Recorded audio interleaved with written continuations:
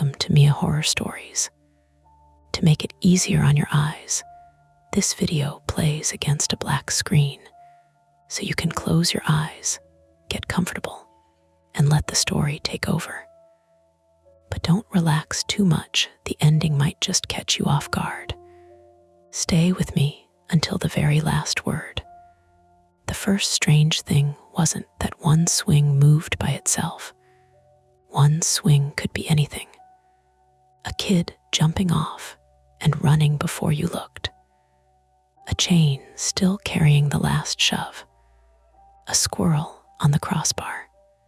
A little leftover motion from the earth, doing whatever small, ugly things it does under asphalt and grass. No, the strange thing was that all 6 of them moved together. Forward, back, forward, back. Same height, same rhythm, like somebody had counted them in. I stopped with the paper bag of takeout tucked against my ribs, grease warming through the brown paper and into my sweatshirt. The swings were maybe 70 feet away, past the basketball court and the drinking fountain that never shut off right, past the low fence where weeds grew through the black chain link in wiry bunches. Their chains gave off a soft, steady metal sound. Chick, chick, chick, chick, chick, chick. There was no wind, not even the lazy kind that moves leaves and makes you feel foolish for noticing. Behind me, Riverside Drive hissed with evening traffic. A city bus sighed at the curb. Somewhere down by the Hudson, a cyclist shouted, "On your left," even though nobody was in his way. Everything else in Riverside Park felt normal enough to make the swings look worse. I'm Aaron Bell, 32, male, born in Philadelphia, and living in New York for the past 9 years, though I still said water ice sometimes when I was tired enough.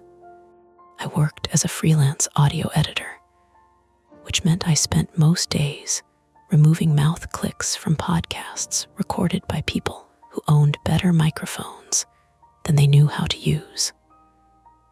I had come to the park that night for a very ordinary reason. My little sister had asked me to meet her after her shift, eat dumplings on a bench, and help her decide whether to break up with a man named Colin who texted like he was filling out a parking ticket. I was also there because I had been avoiding my apartment. That part I didn't say out loud. The building across from mine had been under construction for 6 months, and every morning began with a backing truck alarm and the grinding cough of concrete saws. By evening, even the walls seemed to hold the sound, so I'd started staying out later. Parks, diners, the cheap seats at Film Forum, anywhere with enough strangers around that I didn't have to hear the little mechanical hum in my own head. The swings kept going. Forward, back, all 6. I shifted the takeout bag to my other arm and looked around for the obvious explanation. A group of teenagers laughing behind a tree. A parent filming a prank. Some kid with fishing line. The playground was empty, though. The rubber matting under the equipment had that dull, slightly wet shine it gets after a day of mist and sneaker dirt. The slide was streaked with gray. 2 plastic shovels lay abandoned in the sandbox, one red and one cracked yellow, their handles pointing in different directions. My phone buzzed in my pocket. "Mara, almost there. Don't eat my soup dumplings." I typed back with one thumb, then walk faster. Then, because I couldn't help myself, I added, "Also, the swings are doing a weird synchronized swimmer thing." 3 dots appeared, disappeared, appeared again. Mara, that's the saddest sentence you've ever texted me. I laughed once through my nose, and the sound came out small in the damp air. A man walking a tan dog passed behind me on the path. The dog stopped to sniff the base of a lamppost, gave the swings a quick look, and went back to the lamppost like it had seen stranger things in New York, and filed this one under not food. "Hey," I said before I could talk myself out of it. The man turned. He was in his late 40s maybe, wearing a navy puffer vest over a gray hoodie, one hand wrapped in the leash and the other holding a paper coffee cup. "You seeing that?" I asked, nodding toward the playground. He followed my gaze. The swings moved. Chick, chick, chick, chick. The man watched them for a couple of beats and made a face like he'd tasted bad milk. "Probably kids messing around," he said. "Yeah," I said, "probably." His dog pulled toward the grass, done with us. The man's name was Greg Larkin, 48, male, a local dog owner from the Upper West Side, who later told me he worked in commercial insurance and walked his dog, Pepper, through Riverside Park every night after dinner because Pepper got destructive if she didn't hit 10,000 steps. Greg had the practical impatience of someone who had spent years explaining policy exclusions to furious adults, and he looked at the moving swings the way people look at a stain on the ceiling, not scared exactly, but already calculating repair costs. "City doesn't maintain anything," he said. "Could be the frame loose. You get one moving, shakes the whole bar. Can they all match like that? Everything matches if you look at it too long." He tugged gently on the leash. "Come on, Pep." Pepper, female in the way only dogs are female without caring what anybody thinks about it, sneezed into the grass. Greg gave me a polite nod and moved on. I stood there longer than I needed to. That was one of my worst habits. I lingered around things I didn't understand, not because I was brave, but because leaving them alone made them grow in my imagination. A noise in the hallway.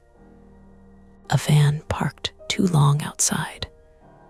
A notification from an unknown number. I had to inspect it, name it, pin it down, or else my mind would keep building rooms around it until I couldn't sleep. My therapist, when I was still seeing him, called it checking behavior. I called it being thorough. The swings slowed a little, not stopped, slowed. Their arcs got shorter, the chains clicking with less force, rubber seats hanging lower at each pass. That made me feel better until they moved forward together again, gaining the tiniest extra push from somewhere I couldn't see. I checked the trees, bare branches, mostly still. A few dry leaves trembled near the path, but not enough. Not enough for that. "Okay," I said to nobody. I walked toward the playground. The smell changed as I got closer. Away from the food trucks and bus exhaust, the air had that park at night mix of damp mulch, river mud, cold metal, and old piss baked into corners, no rain ever really cleaned. The playground lamps had come on, throwing hard white circles onto the rubber surface and leaving the spaces between them bruised and blue. The swing set was old but sturdy, painted green once, and repainted darker green where the city had covered rust. 6 swings hung from one long bar, 4 belt seats, 2 bucket seats for toddlers. The toddler swings were moving too, leg holes facing forward, little plastic bodies rocking in perfect time with the others. That bothered me more. A belt seat could catch a push. A bucket swing had weight and shape and no kid in it. I stopped at the edge of the rubber matting. My sneakers sank a fraction into the softened surface. The swings moved toward me, back, toward me, back. I could see the bolts now, the hangers, the S-hooks worn shiny where metal rubbed metal. Nothing tied to them. No fishing line flashing in the lamplight. No motor. No person crouched behind the support pole. I lifted my phone and started recording. On the screen, the motion looked smaller, stupider. A few empty swings moving in a city park. If I posted it, someone would comment resonance in 2 seconds, and 10 other people would call me a clown for not knowing basic physics. The internet had a way of making even your fear seem embarrassing. Aaron. I jerked hard enough that the takeout bag slid down my arm and nearly spilled. Mara stood near the entrance gate with her tote bag over one shoulder, and her hair escaping from the clip she wore at work. She was 26, female, my younger sister by 6 years, a nurse at Mount Sinai Morningside who had inherited our mother's sharp cheekbones and our father's talent for looking calm while furious. She had come straight from a 12-hour shift, still in navy scrubs under a wool coat, with compression socks visible above her clogs. Mara acted like a person built for emergencies, but the truth was she only trusted emergencies that had protocols. Blood pressure drops, code blues, seizures, anything with a cart, a chart, and a chain of command. The rest of life irritated her because it refused to come with laminated instructions. "You scared the hell out of me," I said. "You're the one filming playground equipment like a divorced dad on Nextdoor." She came up beside me, then stopped. Oh, the swings kept moving. Her expression changed in a way I knew well. First amusement, then concentration, then the small tightening at the edge of her mouth that meant she didn't like what she was seeing and liked even less that she didn't like it. "Wind," she said. "Feel any?" She lifted a hand, palm open. Nothing moved except the swings. "Maybe vibration from the road," she said. "That's what I thought. Or someone shoved them before we got here. All 6. Maybe a kid ran down the line. With bucket swings." She shot me a look. "Do you want explanations or do you want to be dramatic?" "I want dumplings and an explanation." "Good. One of those is in the bag." She stepped closer and I noticed the limp. "You okay?" I asked. "Fine, you're limping." I had a patient's son faint into a supply cart. I moved wrong catching him. "You caught a full adult man." He was 22 and trying to be noble. She rolled her ankle carefully. I didn't catch him so much as redirected his collapse into a less lawsuit-shaped angle. "Mara, it's sore, not broken. Don't do the big brother voice. I only have one voice. You have several. That one comes with a lecture." She took the takeout bag from me and peered inside like the dumplings were the real emergency. Steam fogged the plastic lids. For a moment, we stood there shoulder to shoulder, ordinary again. My sister and me in a park after work, arguing gently because that was how we checked each other for damage. Then the swings stopped, all at once, not slowing, not staggering, stopped. The chains clicked once more, a soft settling sound, and the seats hung still. Mara looked at me, I looked at the swings. From somewhere behind the play structure came a quick scraping noise. Plastic on rubber. Then a tiny clatter. Mara said, quieter, "What was that?" Sensible thing would have been to step back onto the path, eat our dinner, and let the city keep its own weird secrets. Parks make noises. Objects settle.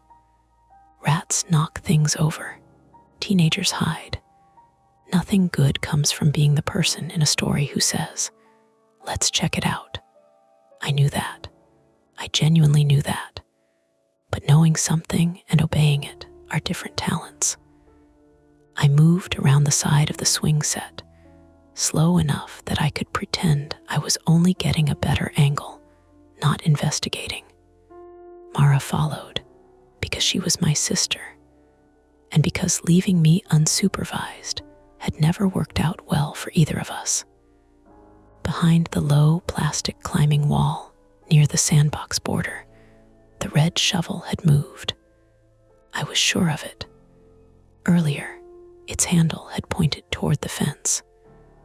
Now it lay flat across the rubber matting, close to the nearest bucket swing. A smear of damp grit trailed behind it like someone had dragged it a few inches and changed their mind. Mara crouched, wincing when her ankle bent. "Don't touch it," I said. She froze with 2 fingers above the shovel and slowly looked up at me. "It's a toy shovel." "I know. You think the toy shovel has trace evidence.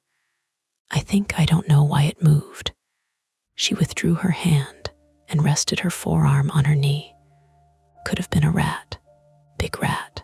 New York rat. Fair. A sound came from the path near the basketball court. Wheels rattling over cracked pavement. A teenage boy rolled past on a skateboard, earbuds in, hoodie up, moving with that boneless confidence teenagers have before rent and back pain get to them. He glanced over, saw 2 adults crouched by a toy shovel in an empty playground, and gave us the blank mercy of deciding not to care. Mara stood. Eat first. Investigate urban mysteries later. That's reasonable. Thank you. I hate it. I know. We went to the nearest bench, one with peeling green paint and a dedication plaque darkened by rain. The bench faced the playground at an angle, not directly, enough to keep it in view without admitting that was why I chose it. Mara unpacked the containers. Soup dumplings, scallion pancakes, cucumber salad, chili oil in a little cup that always leaked no matter how carefully the restaurant sealed it. She handed me chopsticks and took a dumpling, bit too fast, swore when broth burned her lip. Every time I said, "Shut up, you're a nurse." I contain multitudes. We ate for a while. The food helped. It always did. Salt, heat, the soft collapse of dough. Normal things you could put in your mouth and understand. Mara told me about the fainting son, then about a woman who tried to sneak a Pomeranian into a recovery room inside a gym bag. I told her about a podcast client who insisted the phrase, "We'll fix it in post," was a creative philosophy. She laughed, and for several minutes the playground became background again. Then she said, "Colin wants me to move in." I looked at her. She kept her eyes on the container. "That's why I asked you to meet.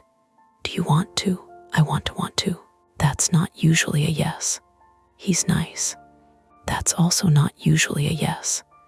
"He has a couch that doesn't hurt your spine." Strong point. "And he labels pantry containers."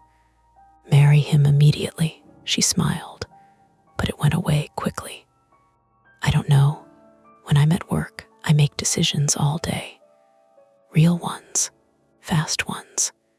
Then I get home and choosing a person feels impossible. Because with patience, you know what good looks like. Sometimes.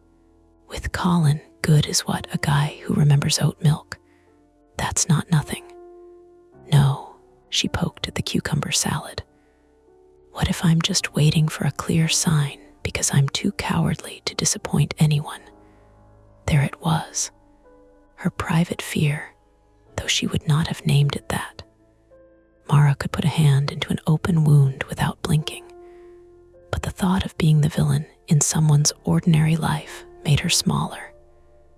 She stayed too long in bad friendships, answered texts she hated, took extra shifts when asked, said yes, until her body started saying no for her. You're not cowardly, I said. You're required to say that. I am, but in this case, it's also true. What's your excuse? For what? She gave me a look. For staying out every night, she said. For answering texts at 2 a.m. For pretending your apartment is a co-working space you visit reluctantly. I focused on splitting a scallion pancake with my chopsticks. I like fresh air. It's 43 degrees. Brisk air. Aaron, across the playground, one swing moved. Just one this time. The second from the left. A belt seat. It nudged forward maybe 3 inches, then drifted back. Mara saw my face and turned. We watched it move again. Small, careful, like a finger had tested it. Then the swing beside it moved. Then the next. Then all 6 began again, not as high as before, but together, finding that same rhythm one by one, until their chains made the soft, jointed sound I already knew I would hear later when I tried to sleep. Chick chick, chick chick, chick chick. Mara set down her food. Okay, she said, that's annoying. Annoying, yes, because now I want to know. That's my line. No, your line is I'm sure there's a normal explanation, said in the voice of a man about to make a bad decision. There is a normal explanation. I know. We just don't know it yet. I know. The swings climbed a little higher. Not much, enough. A couple walking along the path slowed to look. The woman pointed. The man shrugged. They kept walking. That somehow made it worse. The way the city could glance at a wrong thing and move on because everyone had somewhere to be. Mara pulled out her phone. What are you doing? I asked. Checking the weather. There's no wind. I'm checking anyway.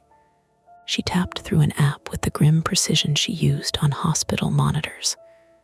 2 miles per hour, west-southwest. Enough. No idea. I'm not a swing scientist. Search it. I am searching it. She typed with both thumbs. Her face lit blue-white in the dim park light. Okay, coupled oscillation. Pendulums can sync if they share a support structure. Energy transfers through the frame. That's a real thing. Apparently. Would that start from still? She read, scrolled, frowned. Usually one has to be moving first. So what moved the first one could be vibration. From where? She looked toward Riverside Drive. A truck rolled past, heavy enough that the metal trash can beside the bench gave a faint tremble.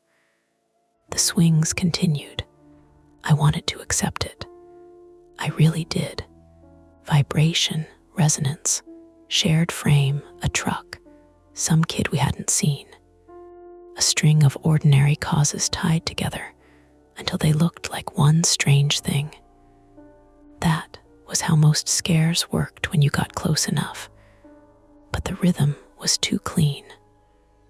Mara must have felt it too, because she didn't go back to her dumplings.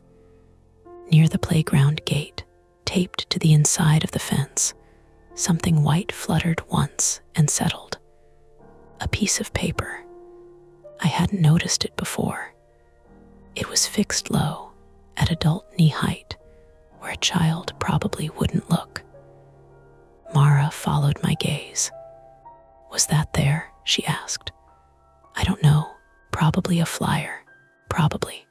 The word sat between us, overused and weak. The park lights buzzed overhead. Somewhere in the trees, a bird made a harsh clicking call and stopped.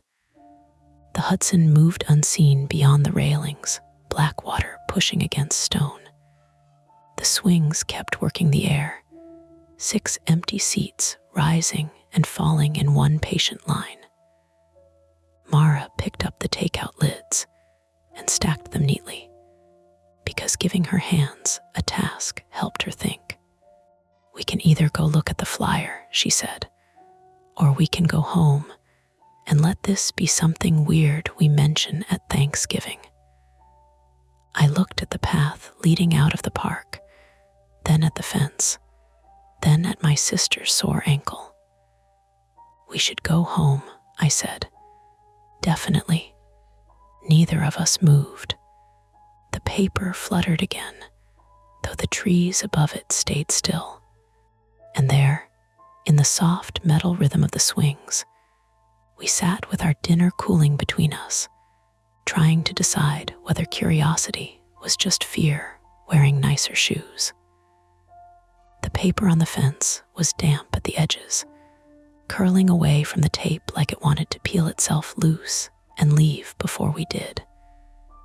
Mara stood first, which annoyed me because she winced when she put weight on her right foot. "Don't," I said.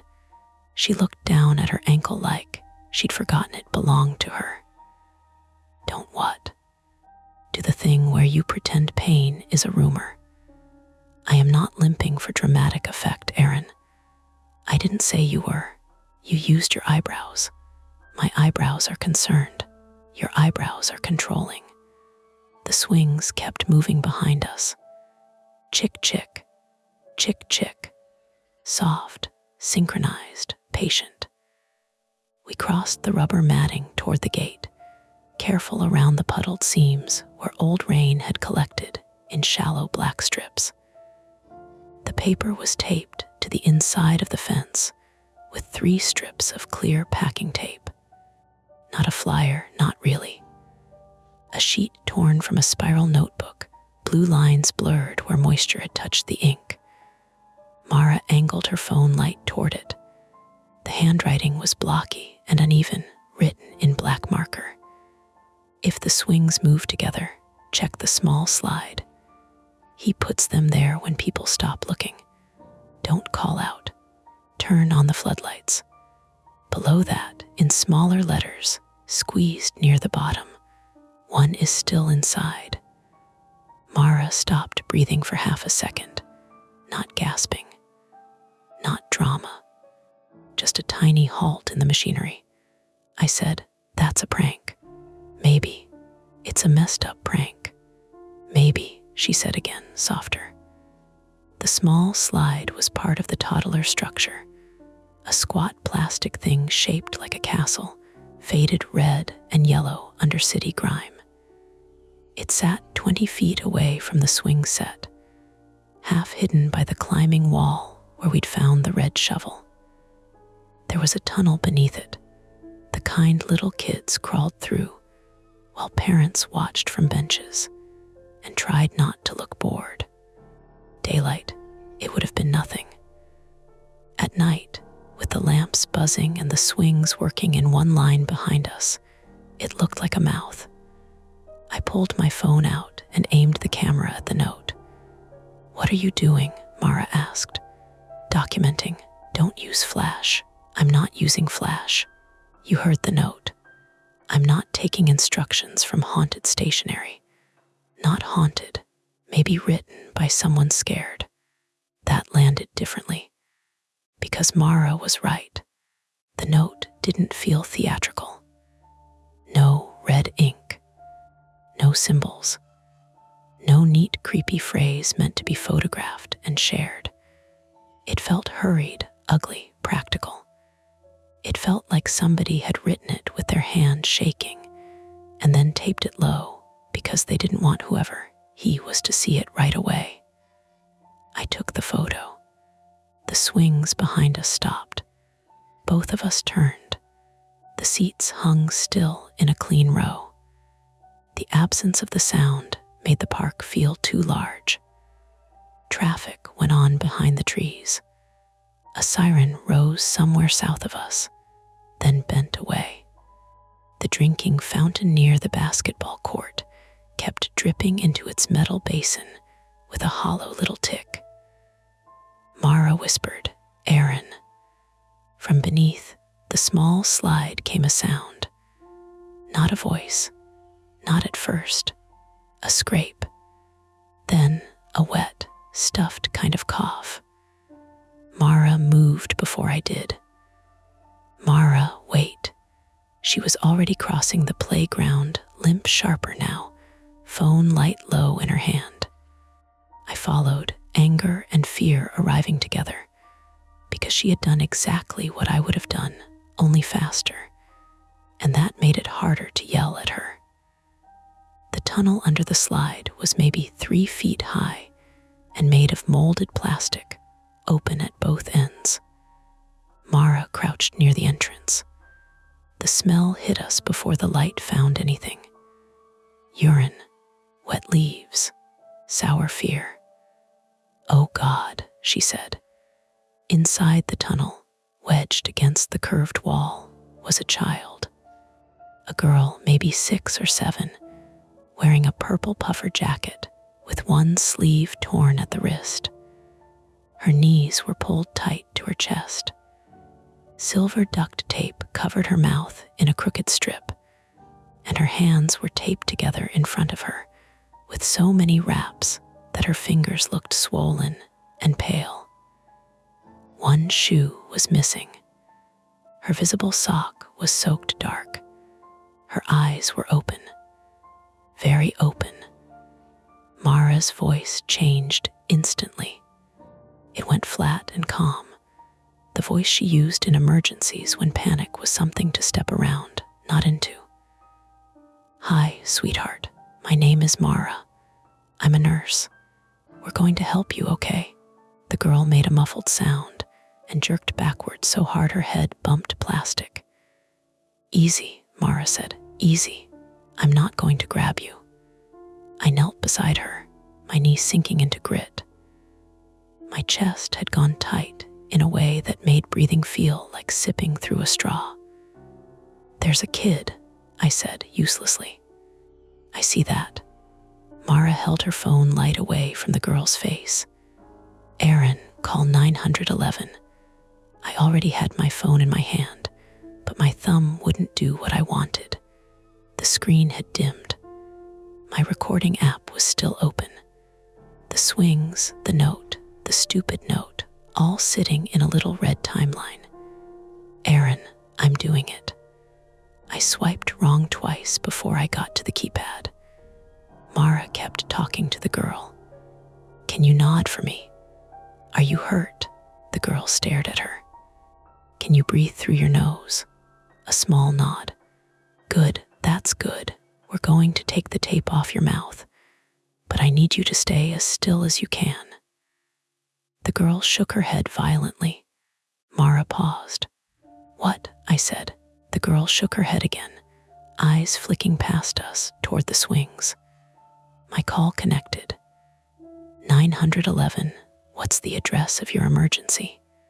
I stood and turned toward the path, scanning for a park sign, a cross street, anything exact. My voice came out too loud. "We're in Riverside Park, Upper West Side, near the playground by I think 103rd, maybe 104th. There's a child here. She's been restrained, duct tape, she's alive." The dispatcher's voice stayed even, female, professional, close, and far at once.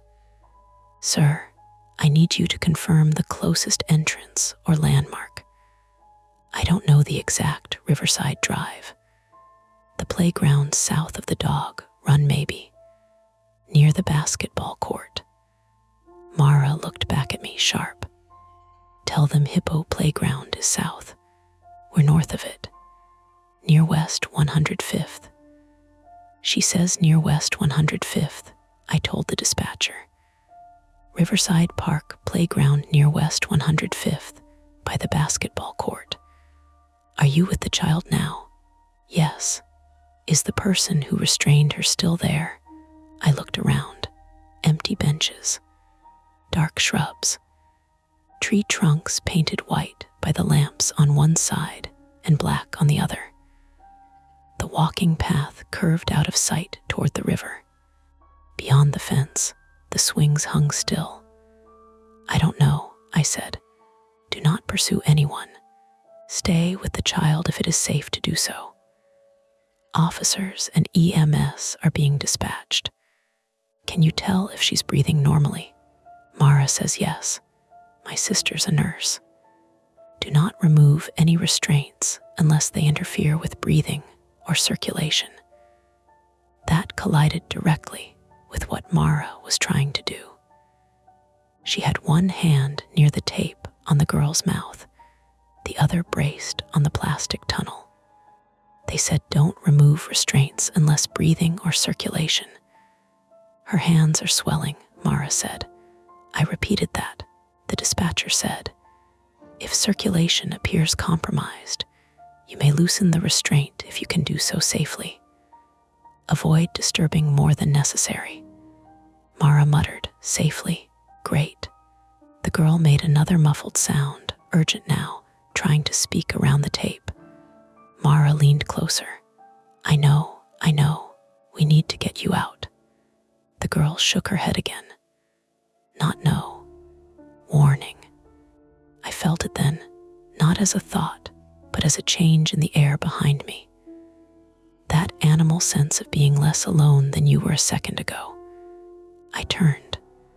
Across the playground, the paper on the fence was gone. The tape strips remained, glossy under Mara's phone light, but the notebook paper itself had been torn away. I said, Mara. She looked.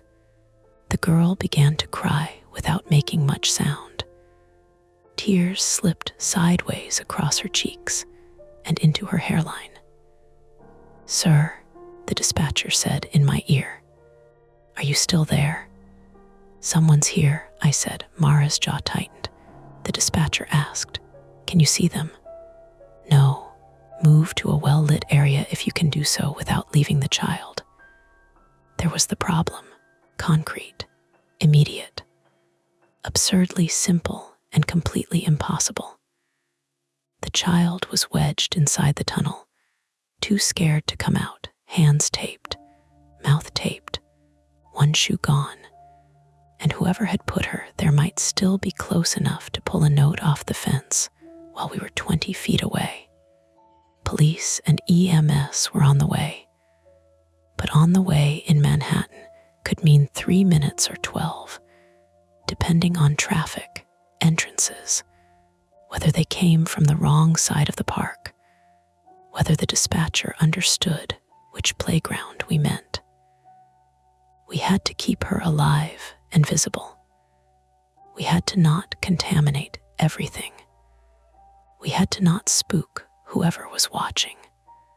We had to not leave.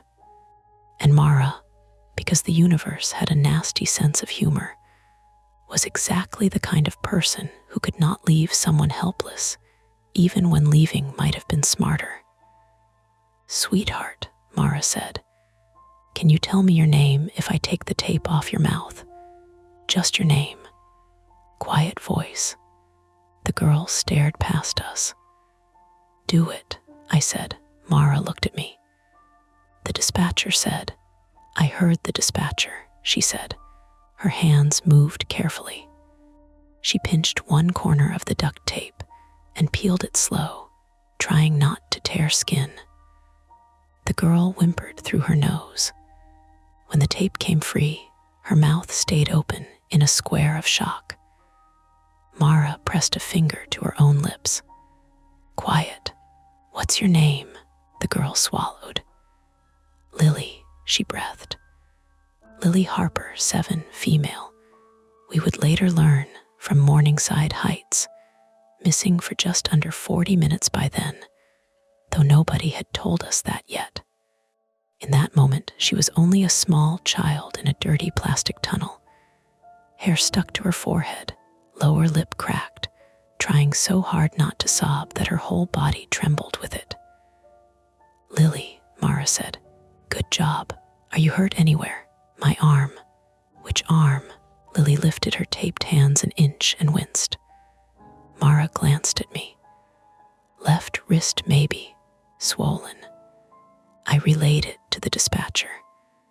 Then Lily whispered, "He said if I yelled, he'd make them swing." I felt my scalp tighten, every hair aware of the night. Mara stayed steady. "Who said that?" Lily looked toward the swings. "I don't know. Did you see him? A mask." "What kind of mask?" Lily's breath hitched. "A dog." My eyes went to the path where Greg and Pepper had disappeared, then hated myself for it. That was how fear worked. It took the nearest shape and made it guilty. Mara saw the look. "No, I didn't say anything. You thought something." "I think a lot of things." "Think quieter." Dispatcher asked if we had a description. I gave what we had. Unknown adult, possibly male because Lily said he, dog mask, likely still nearby. Saying it out loud made the whole thing sound both ridiculous and worse. A man in a dog mask in a city park. It belonged in a drunk college story until you looked at the child. A noise came from the basketball court. A metallic bang. Mara flinched. I did too. One of the court gates rocked gently, chain link rattling in its frame. No person visible. A gust, maybe. A rat hitting a trash can, maybe. My brain reached for explanations like a hand grabbing tools in the dark. "Sir," the dispatcher said, "officers are en route. Stay on the line." "How long?" "They are en route." "How long?" "I don't have an exact ETA." The swings started again. All 6.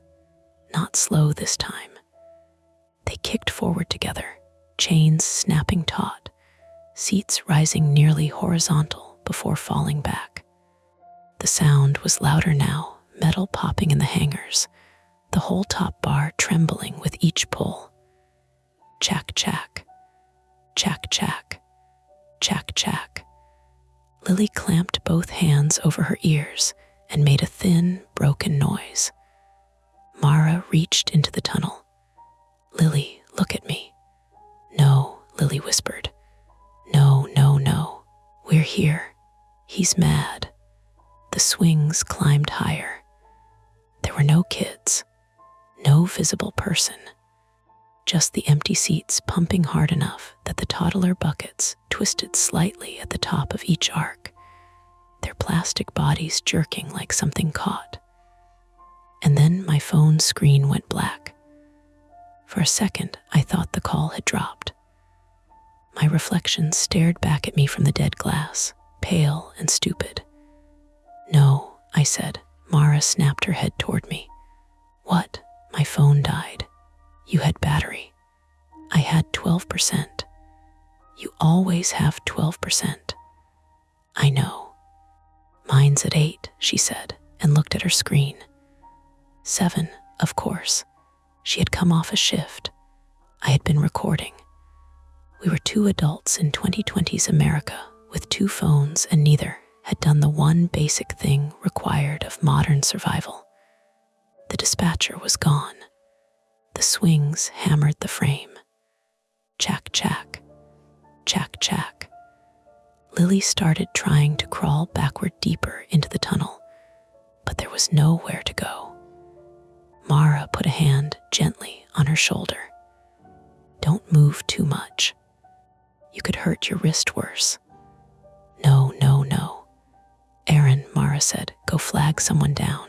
I stared at her. "Go to the path, find an adult. Tell them to call 911 and stay here. I'm not leaving you. You're not leaving. You're going 30 feet. With him here, with a child here," she snapped. That was the first real crack between us, small but sharp. My fear wanted to keep the circle tight, Mara, Lily, me. Nobody out of sight. Nobody alone. Mara's training wanted resources, witnesses, lights, backup. She was right. I knew she was right. I hated that she was right. Fine, I said. I ran toward the main path, shoes slipping slightly on the damp rubber. Help, we need help. My voice broke over the playground and vanished into the trees. A jogger appeared beyond the fence, reflective strips flashing on his jacket. Hey, I shouted. Call 911. There's a kid hurt. He slowed, but didn't stop, one earbud in, face uncertain in the lamplight. Please, I yelled. Call 911. The jogger looked past me toward the swings, toward Mara crouched by the tunnel, toward whatever version of danger he saw, and had to decide whether to join. He pulled out his phone. His name was Ben Ortiz, 34 male. A software engineer from Washington Heights out for his evening run, though I didn't know that yet. In the moment, he was just a stranger breathing hard through his nose, wearing black running tights and a neon vest, phone held between us like a fragile promise. What happened? He asked. Child abducted or restrained. Police are on the way, but our phone died. Tell them West 105th Playground, Riverside Park. Tell them suspect may still be nearby. Suspect? His eyes widened. Just call, he did. Behind me, Mara shouted, Aaron. I turned so fast my neck pinched. The swings had stopped again. One of the toddler bucket seats was still rocking, twisting slowly on its chains. Mara was half inside the tunnel now, one knee on the mat, both hands under Lily's arms. What? I shouted. She says there's another one. The park seemed to tilt. Ben, still on the phone, said, Another what? Mara looked at me across the playground. And even from that distance, I could see the emergency room calm was gone from her face. Another kid, she said. She says he took another kid under the maintenance stairs by the river. Lily began crying harder, words tumbling out between sobs. He said Max was bad. He said Max ran. He said when the swings stop, he goes back. The white paper was gone. The phones were dying. Police were somewhere on their way to a location that strangers routinely got wrong, even in daylight. And down the slope toward the river, beyond the playground lights, the park dropped into darker paths, stone walls, locked utility doors, and maintenance stairways slick with moss and old rain. Mara looked at me, then at Lily, then toward the river. There it was, the choice narrowing into something cruel. Stay with the child we had, or look for the child who might still have minutes.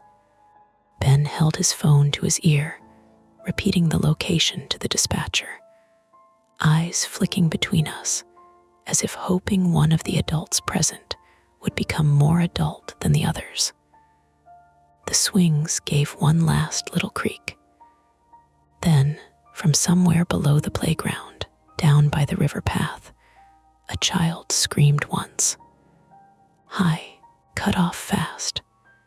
Mara stood despite her ankle and nearly fell. Aaron, she said, not a question anymore, a demand. And the dark path to the maintenance stairs waited below us, wet leaves shining like black coins under the lamps.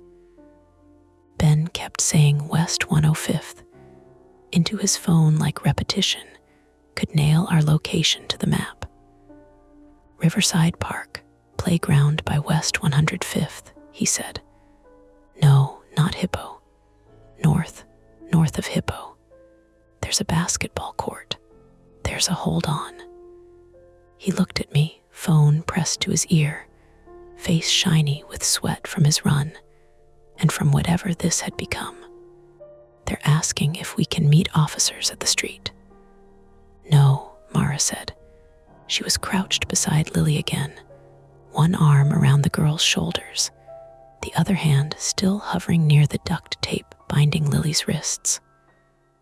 Lily had stopped crying loudly, but her breath came in chopped little pulls, the way kids breathe after they've been crying hard enough that their lungs forget the rhythm. We can't leave her, Mara said. Ben swallowed. They want someone visible. Then you go, I said. He looked toward the path up to Riverside Drive. It sloped away through trees and benches, lit in patches. The street was above us and east, traffic sliding behind the stone wall. The river was below us and west, beyond another path and a line of darker trees. The playground sat between the two like a shallow bowl. Okay, Ben said, but he didn't move. Then from below, near the river, came a second sound. Not a scream this time. A knock, 3 hard taps against metal. Bang, bang, bang. Lily clapped her taped hands over her ears and tucked her face into Mara's coat. Mara looked at me, and I hated that I understood what she wanted before she said it. Take her up, I told Ben. Meet the cops, bring them down here. Wait, you're going down there? Ben asked. We heard a kid. Police are coming. And if they come to the wrong entrance, Mara said. If they lose 3 minutes. Ben's mouth opened, then closed. He had become part of the story by doing the right thing, and now the story was asking too much. I couldn't blame him for wanting the uniformed people to arrive and take the decision away from us.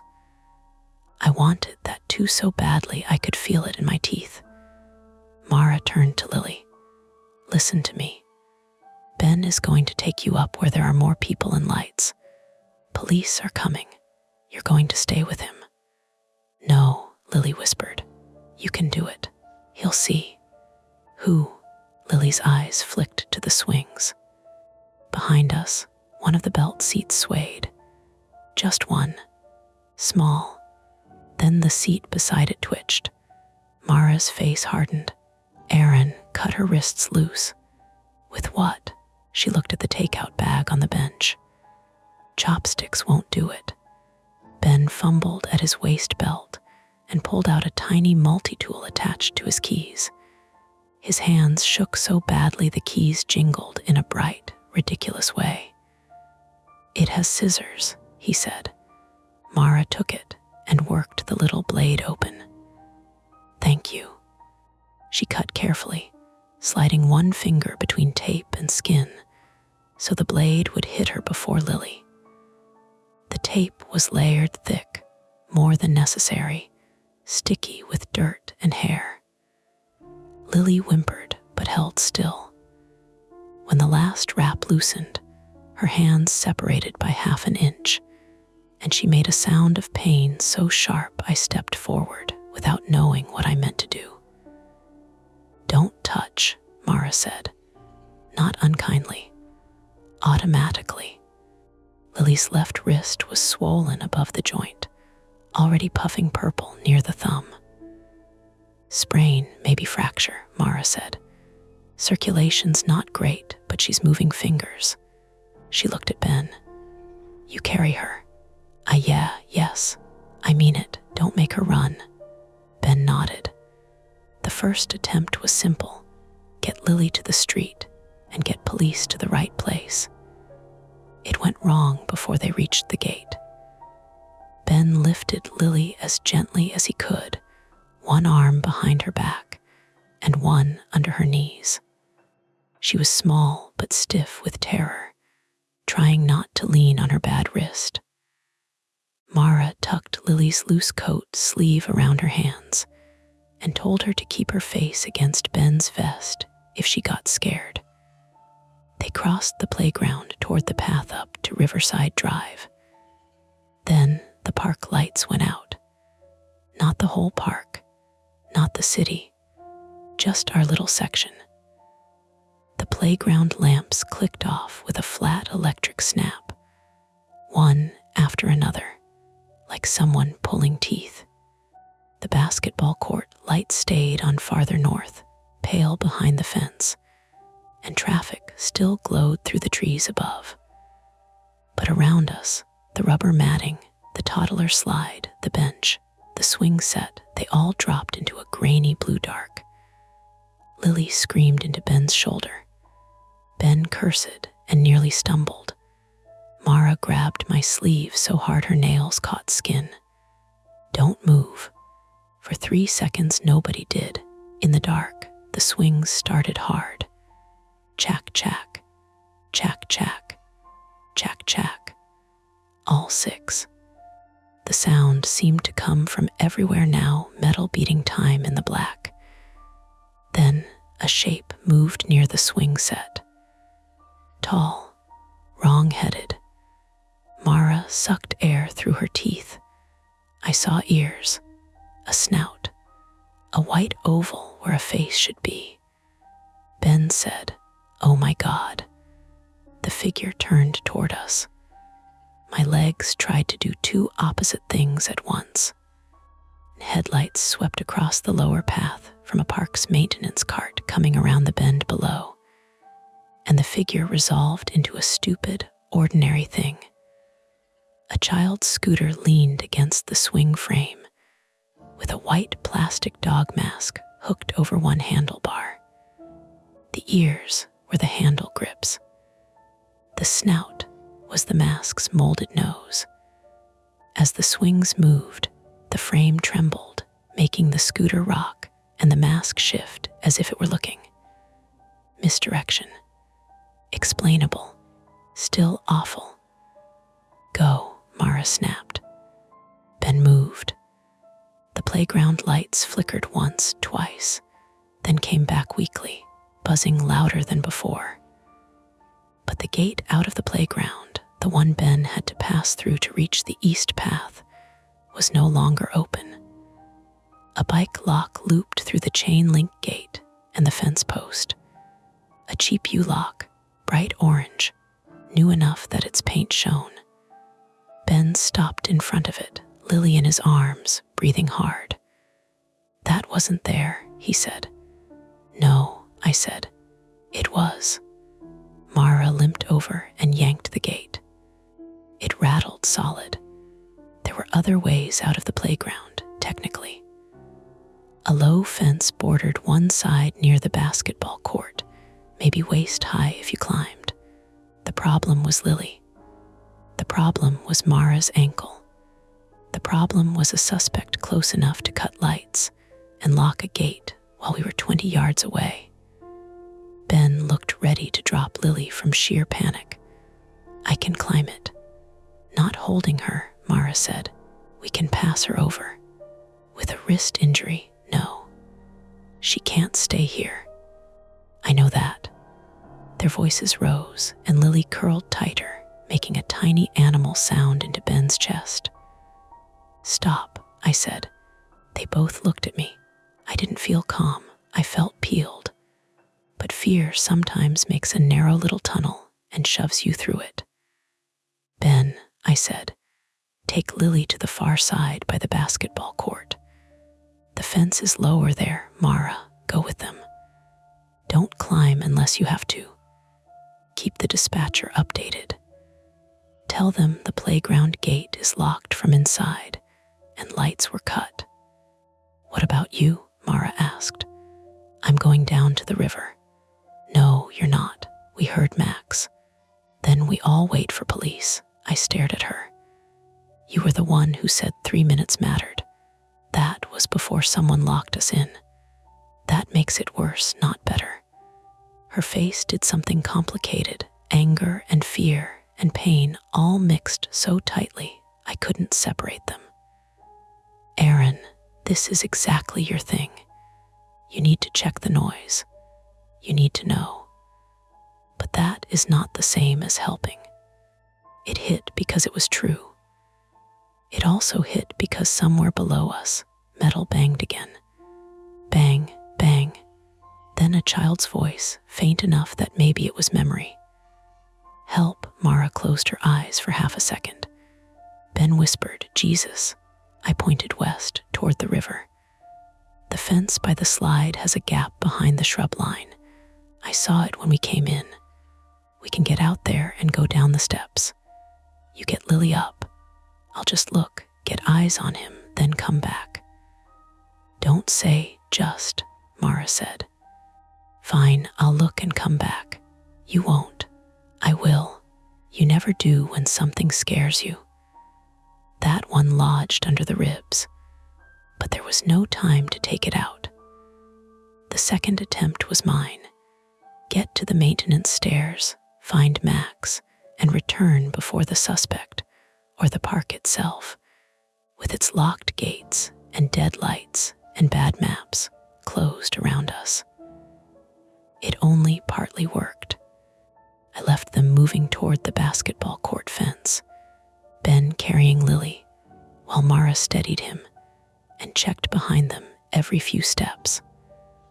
I went west, behind the toddler slide, past the red shovel, and the scooter with the dog mask dangling from its handlebars. I didn't touch the mask. I wanted to. I wanted to yank it off and prove it was plastic, prove the whole thing was crude theater. But Mara's voice was in my head. Trace evidence. Procedure. Don't contaminate more than we already had. The gap in the fence was where I remembered it, behind a stand of leafless shrubs and a trash can overflowing with coffee cups.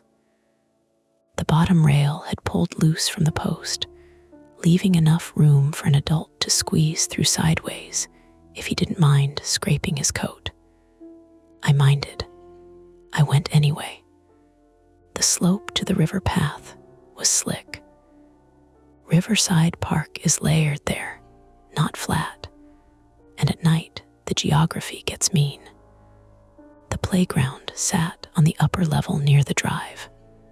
A paved path dipped west and down, curving under bare branches toward the lower promenade. Stone retaining walls cut the park into ledges. Stairways appeared at odd angles, some public, some chained, some leading to utility doors painted the same dull green as the fences. Below everything, the Hudson moved black behind the railing, and the Henry Hudson Parkway carried cars north and south in a constant wet roar. I used my phone for light for about 5 seconds before remembering it was dead. So I used the city, headlights through trees, reflections in puddles, the pale rectangle of a building lobby across the river, tiny, useless pieces of light. The first maintenance stairs were locked behind a green metal gate, nothing under them but leaves, a crushed beer can, and a traffic cone faded nearly pink. Max, I whispered. No answer. I moved farther south along the lower path, keeping the river to my right and the stone wall to my left. Above me, through branches, I could see the playground lights flickering and hear the swings, now faint but still moving. Chick, chick from above, like a metronome for a lesson I hadn't agreed to take. A laminated sign on a utility door read, NYC Parks, authorized personnel only. The door was closed, but not latched. That stopped me. I touched the handle with my sleeve covering my hand. It opened half an inch with a sticky rubber sigh. Inside was darkness and a smell of wet concrete, oil, and old grass clippings. Max, I said louder. A muffled sound came from inside. My skin tightened. Max, another sound. Small, human enough. I pulled the door open wider. Something lunged out at ankle height. I stumbled backward, slipped on leaves, and slammed my shoulder into the stone wall hard enough to make white sparks burst in my vision. The thing shot past my shoes and across the path. A raccoon. Fat, furious, dragging a torn black trash bag in its teeth. It disappeared under the railing toward the river rocks. I stood there gasping, one hand pressed to my shoulder, almost laughing and almost sick. Explainable, again. A misdirection dressed as a monster because my nerves were doing half the work for it. Then I heard the real sound, not from the utility room, farther south. A thump from under the next set of stairs. And then, very soft, "Mom," I ran. The next stairway descended from the upper path to the river promenade, stone steps bordered by green metal railings.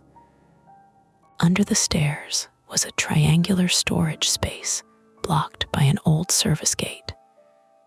The gate should have been padlocked. It was. A chain hung loose, cut clean through, one end on the ground. "Max," a boy answered. "I'm here." He sounded close, too close to be unseen. I dropped to one knee and looked through the bars. A small boy sat behind the gate in the wedge-shaped darkness, knees to chest. A strip of cloth tied around his mouth, but pulled down under his chin. His jacket was orange, bright enough to catch what little light there was. One side of his face was dirty. Blood had dried under his nose. Max Keller, 8, male, from the Upper West Side. Though again, I didn't know the rest yet. I knew only that he was alive, conscious, and trying not to cry, because someone had convinced him crying was dangerous. "Max," I said, "my name is Aaron. Lily sent me." His eyes widened. "Lily got out. She's with my sister. Police are coming." He said police don't come down here. They do. He said they look in the playground and leave. He's wrong. I reached for the gate. A padlock lay on the ground, cut but threaded through a second chain looped inside the bars. Not locked from my side. Locked from his, of course. "Can you move the chain?" I asked. Max tried. The metal clinked, then stopped. It stuck. "Okay." "That's okay." It was not okay. I looked around for something to pry with. Nothing. Wet sticks, trash. A broken umbrella skeleton. A fist-sized rock in the mud. I grabbed it and hit the chain once, twice. The sound cracked off the stone and vanished into the parkway roar. The chain didn't move. Max flinched each time. "Sorry," I said. "Sorry, I'm stopping." Above us, from the direction of the playground, someone shouted. I couldn't tell who. Then Ben's voice, distant. "Here, over here, good." Maybe police, maybe a passerby. Maybe help finally finding the right layer of the park. I turned back to Max. "I'm going to get someone with bolt cutters." "No," he grabbed the bars with both hands. "Don't leave. I'll be right back." He comes back when the swings stop. The sentence hit me differently this time, not spooky now but logistical. When the swings stop, he goes back. A signal, a timer, a distraction. A way to move people. I looked north along the lower path. Empty. South, the path curved under darker trees toward another lamp. The river lapped against the stones below the railing with soft, dirty slaps. "Max," I said carefully, "who made the swings move?" He shook his head. "Did you see? He pulls." Max pointed upward and east, not toward the swings exactly, but toward the slope behind them. Their strings, fishing line, wire, something rigged through the frame from a hidden spot. Not supernatural, not even complicated maybe, just preparation. Where is he now? Max looked past me. Not at me, past me. The playground lights above went out again, and with them the swings stopped. The sudden quiet reached us even over the traffic. Max whispered, "He's coming." I turned. On the lower path north of us, a figure stepped out from behind the stone wall. Tall, dark coat, hood up. In one hand, something long and pale trailed to the ground. A strip of tape, a rope, a leash. His face was covered by the dog mask. It was white plastic, floppy-eared, cartoonish in the worst possible way. A child's costume mask, the kind sold in party packs, with black holes where the eyes should be. Under park light, it looked cheap, human cheap. That made it worse. I grabbed the rock again. The figure stopped maybe 40 feet away, not running, not charging, just standing there like he had arrived on schedule and found me in his spot. My body wanted to freeze. My mind wanted details. Height around 6 feet. Gloves. Dark pants. Boots. The mask was scuffed on one cheek. The long thing in his hand was not tape. A dog leash. Then from above, Mara screamed my name. I looked up despite myself. At the top of the slope, near the basketball court fence, red and blue light flashed through the trees. Police. At the same time, the figure ran. Not toward me, toward the stairs, toward Max. I shouted and swung the rock at the chain because there was nothing else. No plan, no clever move. Rock bounced off metal and split my knuckle against the gate. Pain burst hot across my hand. Max screamed. The man in the dog mask reached the stairs and grabbed the outside of the gate, rattling it so hard rust fell from the hinge. "Back," I yelled, and hit at his hand with the rock. He jerked away. Up close, I saw skin at his wrist between glove and sleeve. Pale, scratched, ordinary. He turned his masked face toward me. Behind the eye holes, I saw actual eyes for less than a second. Not glowing, not empty. A man's eyes, wet and furious. Then Mara came down the slope like a person falling with purpose.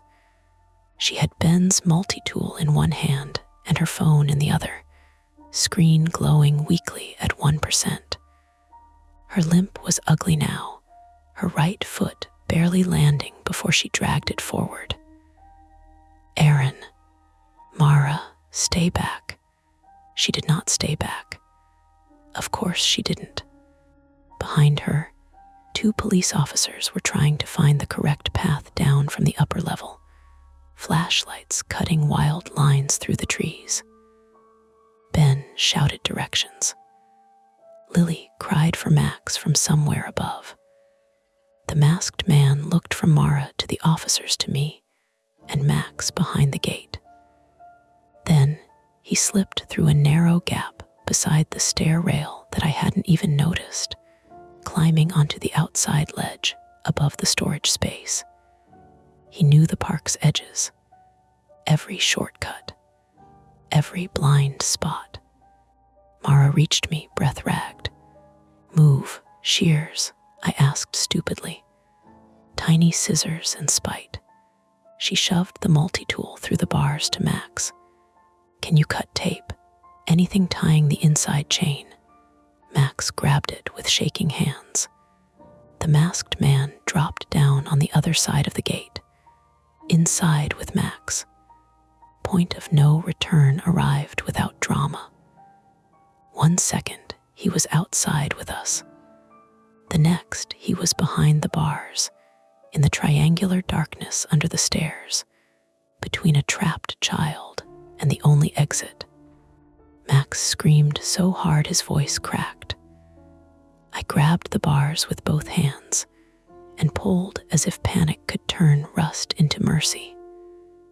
Mara slammed her shoulder against the gate beside me, bad ankle twisting underneath her. She cried out, but didn't stop. The officers were closer now, boots pounding on wet pavement, radios barking, flashlights finally catching the white dog mask in the dark under the stairs. "Police," someone shouted. "Show me your hands." The masked man did not show his hands. He reached for Max. And whatever happened next, there would be no backing out, no waiting safely on the path, no pretending this was only a strange thing we had noticed from a bench while our dinner went cold. The first officer reached us with his flashlight shaking in a white stripe across the bars. "Step back," he shouted. Nobody stepped back. Max was inside with the masked man. That changed every instruction. The storage space under the stairs was triangular and low, built into the stone like a bad idea someone had forgotten to remove. Max had backed into the narrow end where the ceiling sloped down over his head. The man in the dog mask crouched closer to the gate, one gloved hand braced on the wall, the other reaching back for the boy. The mask looked worse up close. Cheap, scuffed, one floppy ear folded wrong. A child's party mask worn by an adult who understood exactly how wrong that would look in the dark. "Show me your hands," the officer yelled again. The masked man turned his head, not fast, not startled, like he had been waiting for the line. Mara was beside me, breathing through her teeth, both hands on the bars. Her right foot had rolled under her when she hit the gate. I could see the tremor running up her leg. She was holding herself upright by anger. "Max," she called. "Stay low. Don't move unless I tell you." Max's face was shiny with tears and dirt. He clutched Ben's multi-tool in one hand, the little scissors unfolded, but useless against the chain that pinned the gate from the inside. The second chain was looped through a bracket bolted to the stone wall, then threaded through the bars and wound back on itself. Not a lock exactly. A trap made by someone who knew a child's hands could not work it under pressure. The second officer came down behind the first, boots sliding on wet leaves. She was shorter, female, maybe late 30s, with her hair tucked under her cap, and one knee already muddy from the slope. Later, I would learn her name was Officer Denise Alvarez, 39, female, NYPD, working the 24th Precinct evening tour. In that moment, she was a flashlight, a radio, and a voice that cut through panic. "Where's the latch?" she asked. "Inside chain," I said. "He got in through the side." "Side where?" I pointed to the narrow gap beside the stair rail. "There." He climbed the ledge. Officer Alvarez swung her light. The beam found the gap, the wet stone lip, the black smear where his boot had slid. The first officer was named Officer Evan Merck, 29, male, and he had the young cop look of someone trying hard not to let fear become volume. He drew his baton, but kept his other hand near his holster. "Sir," Merck said to the masked man, "move away from the child," and didn't.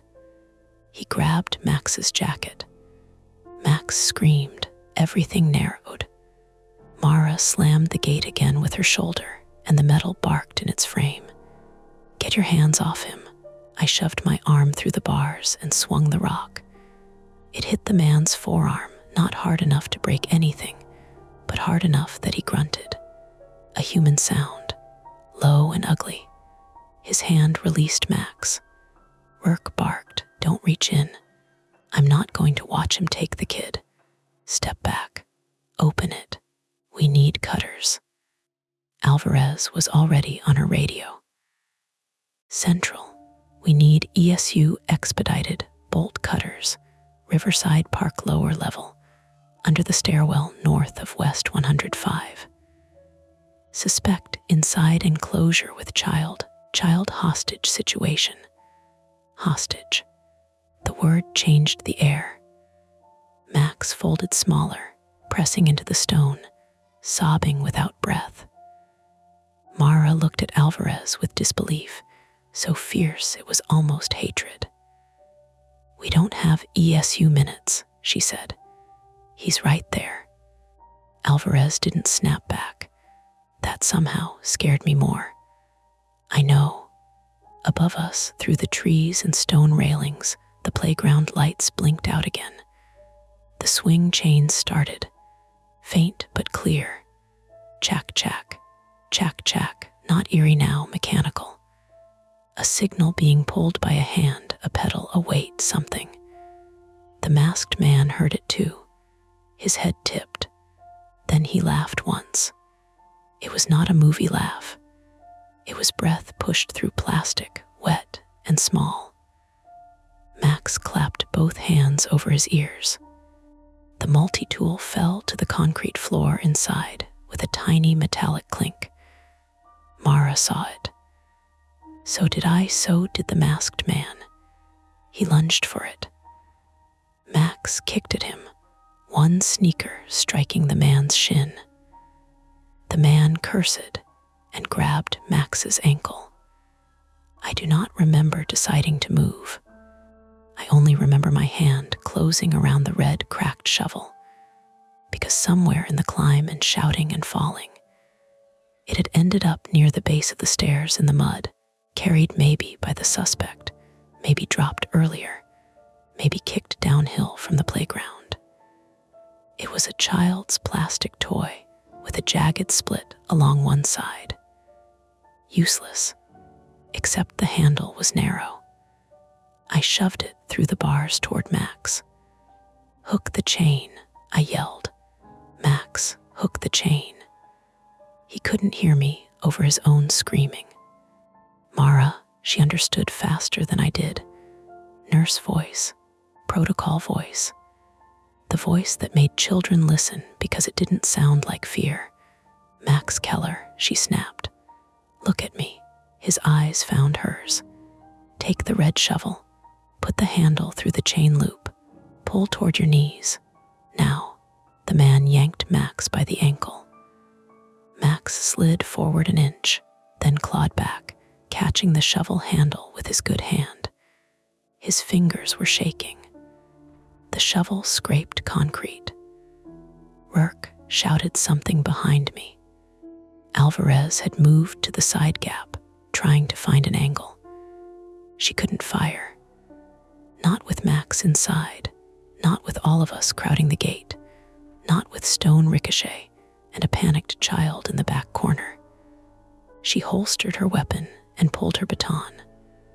"Hold him away from the kid," she shouted. "With what?" I said. The answer came from above. "Ben." He came crashing down the slope, half running, half sliding, Lily not with him now. His neon running vest flashed between trees. In one hand, he carried the takeout bag. For one insane second, I thought he had brought dinner. Then I saw the chili oil cup in his other hand, lid gone, red liquid sloshing over his fingers. I didn't know what else, he shouted. Rourke yelled, "Stay back." Ben did not stay back. None of us had been good at that tonight. He thrust the chili oil through the bars and squeezed the plastic cup as hard as he could. The oil shot in a messy red arc, Not neat, not cinematic, mostly hitting the bars and my sleeve. But some of it struck the man's mask and ran through the eye holes. The effect was immediate. The man screamed, not loud at first, more like a sucked-in animal noise. Then louder as the pepper hit his eyes.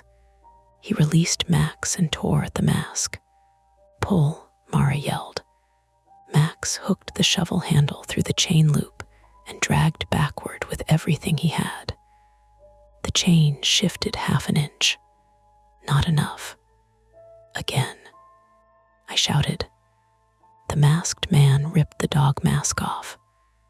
Under it was a man's face, red and pinched, eyes squeezed nearly shut, mouth open around curses. He was maybe 40.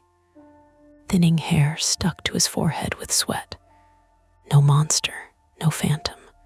Just a man with pepper oil on his face and a child trapped within arm's reach. That made what he did next worse.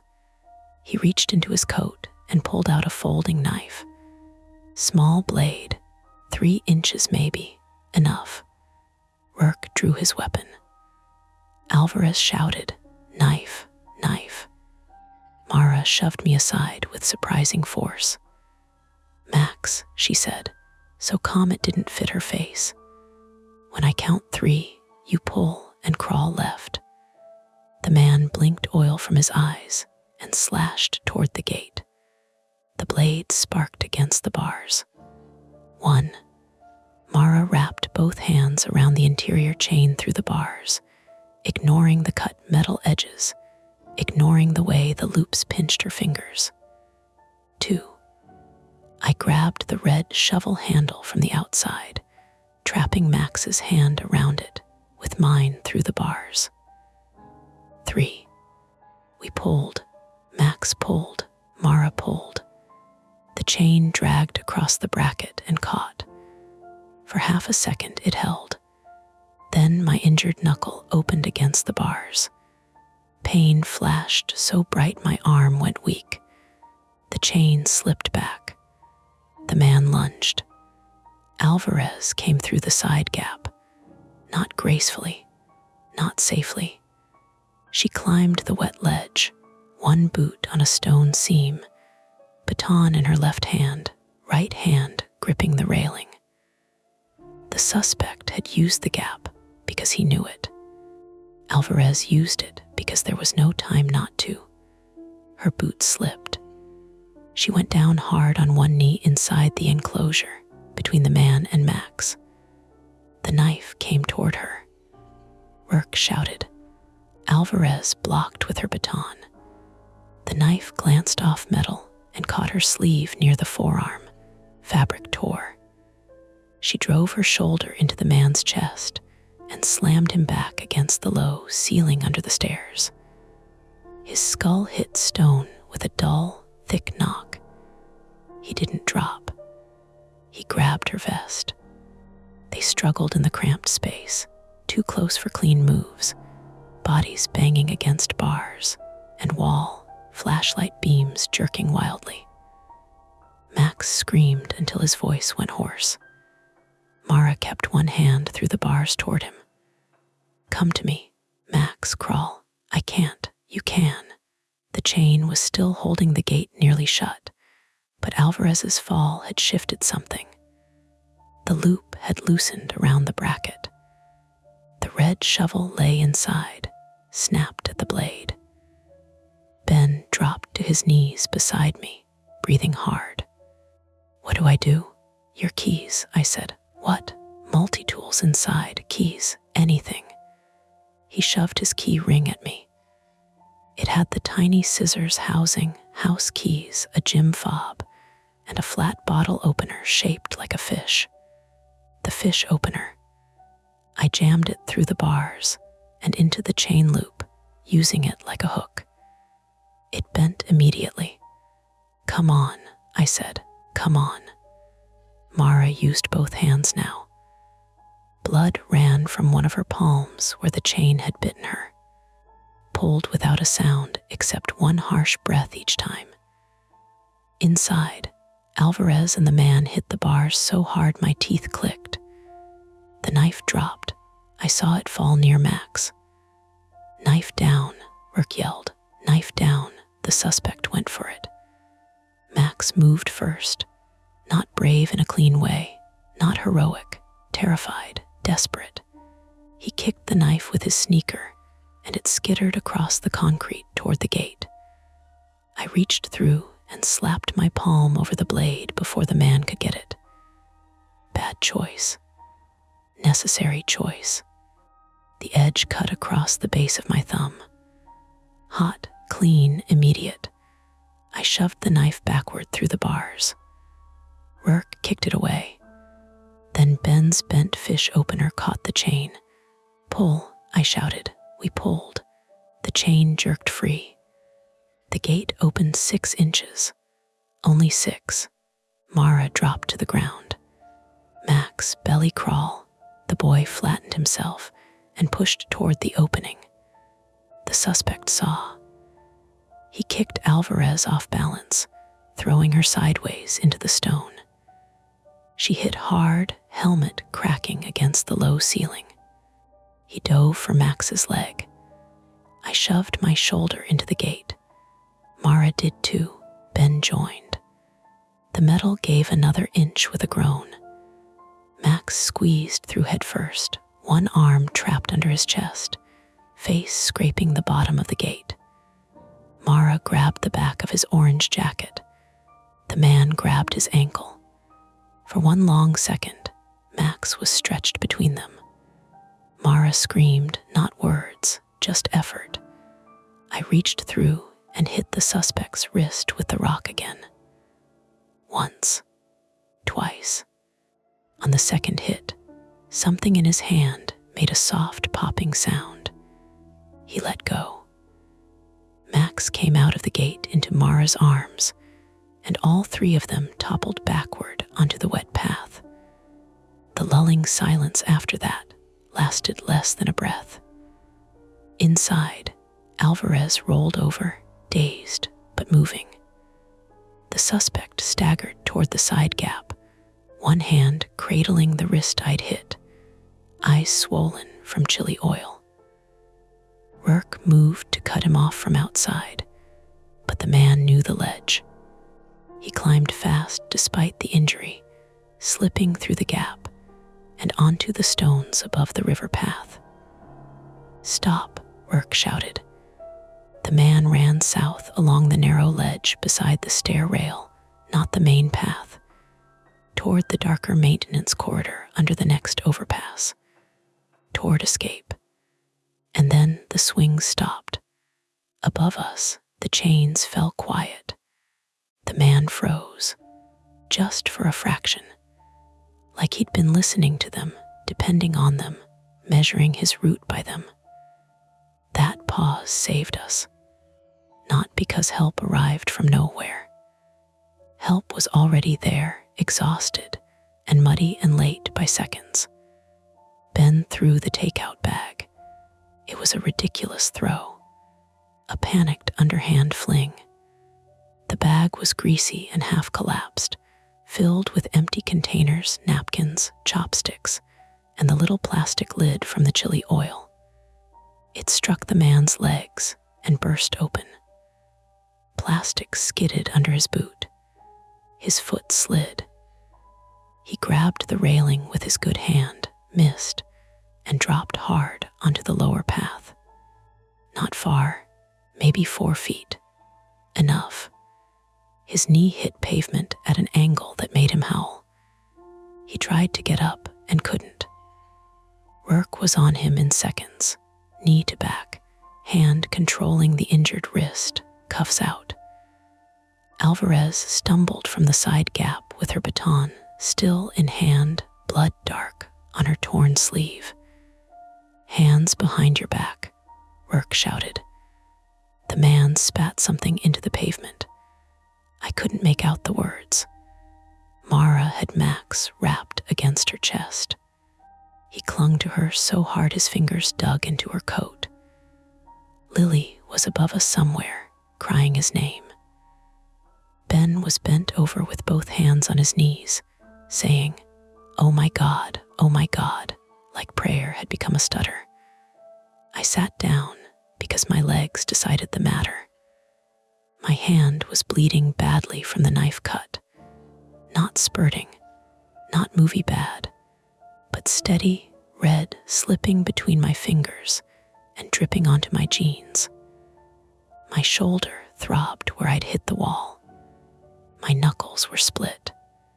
Every breath tasted like metal and chili oil. Mara looked at me and then at my hand. For 1 second, brother and sister returned under all the rest of it. You idiot, she said, crying now. Yeah, pressure, put pressure on it. I know, you don't know, you never know. She shifted Max carefully to Ben, who knelt and held him like he was afraid the boy might break apart. Then Mara crawled to me because standing had become too expensive. Her ankle had swollen against her clog, thick and wrong-looking. She pressed a wad of napkins from the destroyed takeout bag against my palm. Hold, she said. I held. Police lights flashed through the trees above us, more now, red and blue bouncing off wet stone. Radios overlapped. Someone shouted for EMS to come down the lower path. Another officer ran past with bolt cutters too late to matter, which felt about right for the whole city. The correct tool arriving after skin and luck had done the job badly. Rourke hauled the suspect upright. Without the mask, he looked smaller, though not harmless. His face was streaked red with chili oil and tears, eyes swelling, mouth bleeding where he'd bitten his lip in the fall. He stared at Max, not at the officers, at Max. Mara saw it too. Turn him around, she snapped. Alvarez, still catching her breath, stepped between the suspect and the children. You don't look at him. The man smiled. It was tiny, barely there, a private thing. Then he said, hoarse from pepper and impact, the swing stopped. Rourke pushed his head down and marched him north along the path. I should have felt relief. Some of it came, thin and delayed. Max was out. Lily was alive. The man was cuffed. The knife was on the ground away from everyone. The mask lay in the mud near the gate, one floppy ear bent under itself. But above us, in the playground, we could barely see through the trees. One swing moved. Just one. A small nudge forward, back. No wind touched my face. Mara followed my gaze. Her hand, still pressing napkins to mine, tightened until the cut burned. Don't, she whispered. I didn't ask what she meant. Don't look. Don't check. Don't make it bigger than the man they arrested. Don't turn survival into another room you have to enter. The swing moved once more and then stopped. By the time EMS reached us, nobody mentioned it. Not yet. The first thing EMS did was separate us. Not cruelly, not roughly, just efficiently, the way systems do when they arrive after people have already made a mess of surviving. Max went to one ambulance. Lily went to another.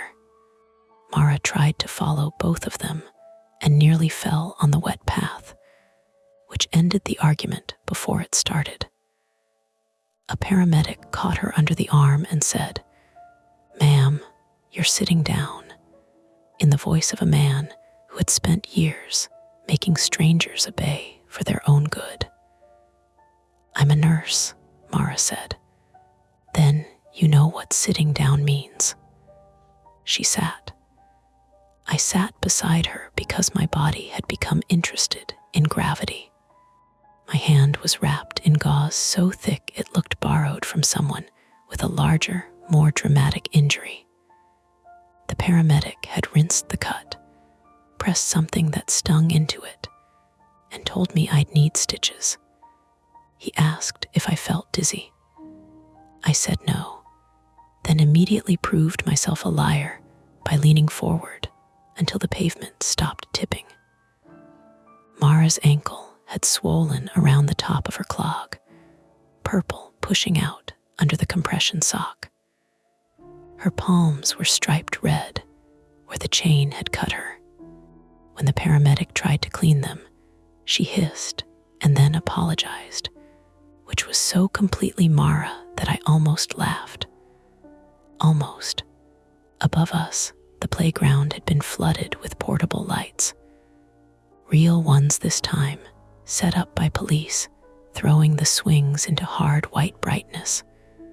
Without the dark, they looked ordinary again. 6 rubber seats, 2 bucket swings, green paint chipped to rust at the joints. A place where parents checked emails while children learned the physics of wanting to go higher. The swings were still now. Mostly. Officer Alvarez sat on the ambulance bumper across from us, while another medic checked the cut along her forearm and the swelling near her temple. She kept refusing transport in short, flat sentences. Officer Rourke stood nearby, speaking into his radio, his uniform streaked with mud from the arrest. The suspect was already gone in a patrol car, taken north along the park road with 2 officers, his head ducked low and his hands cuffed behind him. I had expected to feel something when they took him away. Victory, maybe. Relief. Rage. Instead, I watched the car lights disappear behind the trees and thought about his wrist under the rock. The soft pop, the ordinary skin, the way he had looked at Max before Officer Alvarez stepped between them. Mara nudged me with her elbow. "You're doing the thing," she said. "What thing? Leaving your face on." I don't know where else to put it. She looked tired enough to fold in half. Fair. A detective came down the path 20 minutes later with 2 uniformed officers and a paper cup of coffee in one hand that she never drank. Detective Helen Price, 46, female, was from NYPD Manhattan Special Victims, and she had the careful, low voice of someone trained not to make trauma perform twice for her benefit. She introduced herself to each of us separately, wrote our names in a notebook, then asked if we could give basic statements before going to the hospital. "Basic," Mara said, "not full." Detective Price nodded. "Basic is fine." Her eyes moved to Mara's ankle. "And if either of you needs to stop, we stop." Mara seemed to soften at that, barely. I gave them the sequence as best I could, the swings moving, the note, Lily under the slide, the phone call, the lights cutting, the locked gate, Max under the stairs, the man in the mask. When I mentioned my phone recording, Detective Price's pen stopped. "You still have the phone in my pocket. It died. We'll take it as evidence if you consent."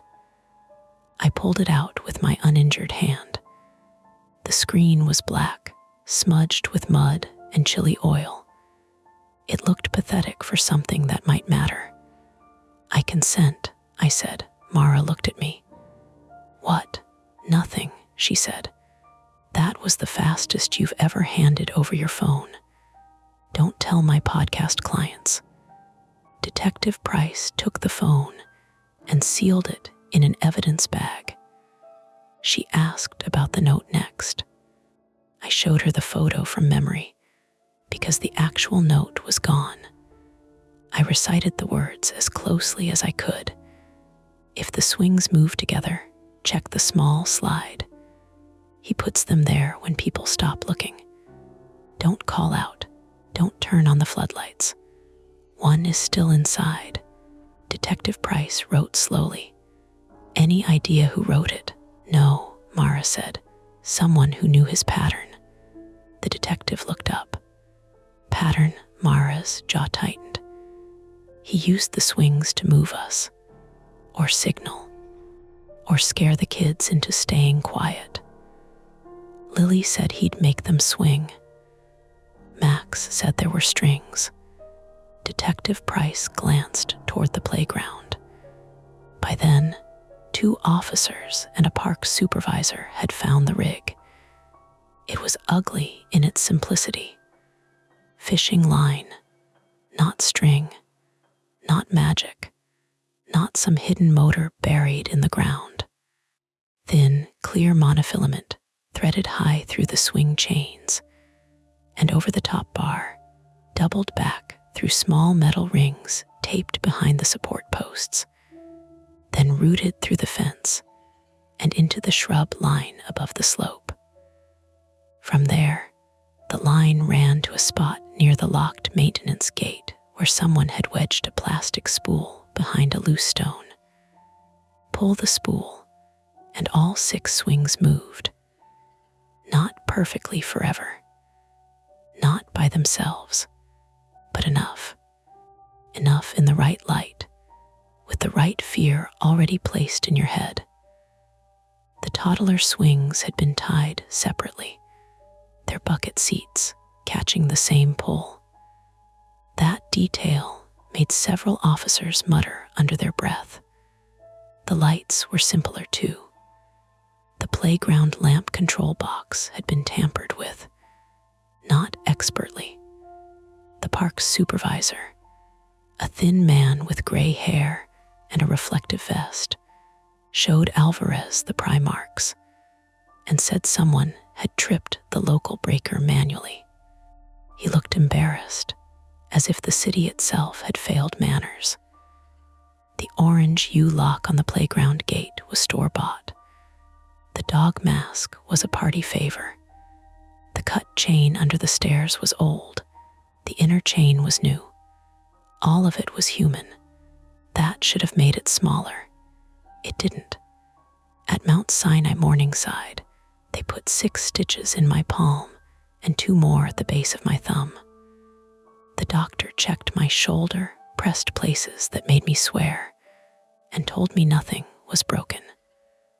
A deep bruise. Possible mild concussion from the fall against the wall. Antibiotics because the knife and the gate and the park had all been filthy. Mara's ankle was sprained badly, not broken. She hated the boot they gave her, hated the crutches more. Her palms were cleaned and wrapped. No stitches, though one cut came close. She asked about Lily and Max until a social worker finally came back with what she could share. Both children were stable, both with their parents, both being evaluated. Max had a mild concussion, bruising, and a sprained wrist. Lily had a possible hairline fracture, dehydration, and rope burns from tape and restraint pressure. Neither child had injuries that suggested the worst things Mara had not said out loud. Mara covered her face with both bandaged hands and cried once. Just once. Then she wiped her cheeks with her sleeve and asked if the social worker had eaten anything. That was my sister, bleeding, limping, furious, and still trying to triage the room. Detective Price came to the hospital around 2 a.m. She found us in a curtained bay with vending machine coffee between us and a television mounted in the corner, playing a cooking show with no sound. The suspect's name is Arthur Venn, she said. The name landed badly because it sounded too normal. Arthur Venn, 41, male, lived in Inwood and had worked seasonal maintenance contracts around city parks for several years, though not currently for Riverside Park. He had knowledge of service gates, lighting boxes, and which paths stayed empty after dusk. He had prior complaints against him, Detective Price said carefully, not convictions, harassment, loitering near school pickup areas. One dismissed charge involving photographing children in a playground. Nothing that had kept him anywhere long enough. Mara stared at the floor. So everybody had a piece, she said. Nobody had the whole thing. Detective Price did not argue. Ven had taken Lily first, near the upper path, while her mother answered a call a short distance away. Max had seen enough to follow or interfere. That part was still unclear. Ven restrained Max under the stairs, then moved Lily to the toddler tunnel when people came too close to the river path. The note was the unresolved part. Could Max have written it? I asked. Detective Price shook her head. Not likely. The paper was taped from outside the fence. He was already trapped by then, based on the timing. Lily, hands taped before she was moved, according to her statement. Mara looked up.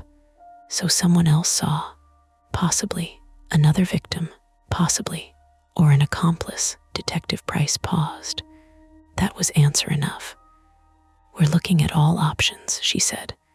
But right now, we have no evidence of a second offender. No evidence. Not no possibility.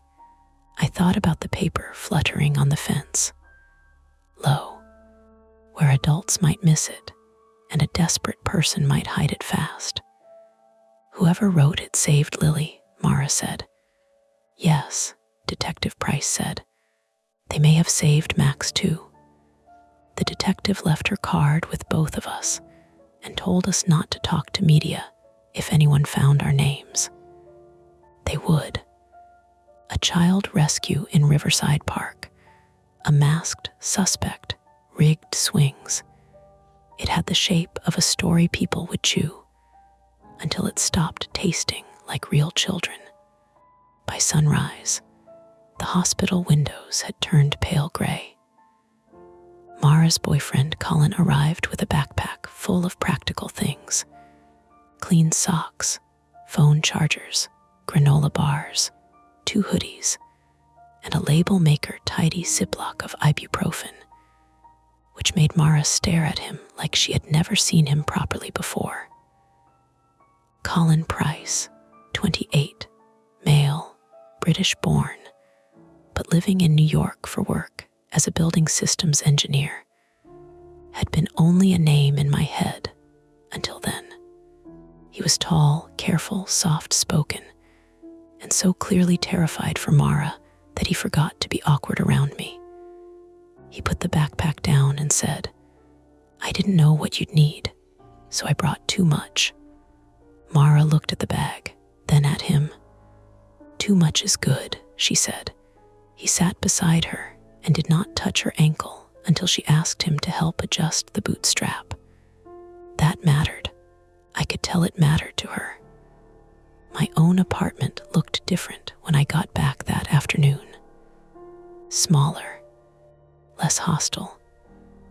The construction noise across the street started at 8:30 sharp, metal teeth biting concrete, backup alarms beeping in reverse. I stood in my kitchen with stitches in my hand, phone gone, shoulder aching, and listened to it for almost a minute. Then I made coffee. Bad coffee. Too much grounds. Filter folded wrong. Ordinary life, but poorly assembled.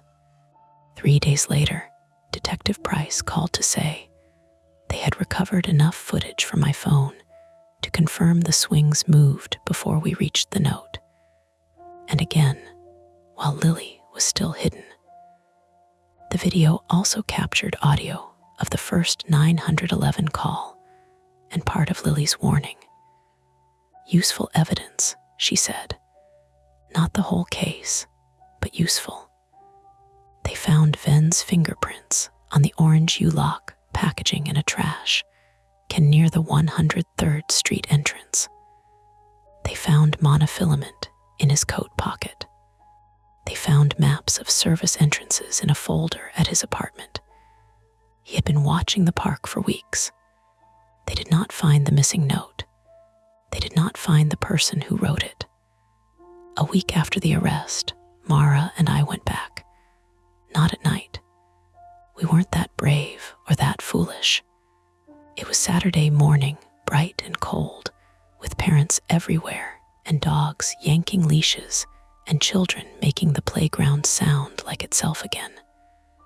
The swing set had been removed. Not repaired. Removed. 6 pale rectangles marked where the support legs had been cut from the rubber surface, and orange cones ringed the empty patch. A laminated sign zip tied to the fence read, "Equipment closed for maintenance." Mara snorted.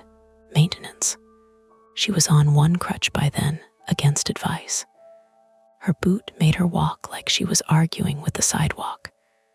"You should use both," I said. "You should mind your stitches." "I am minding them.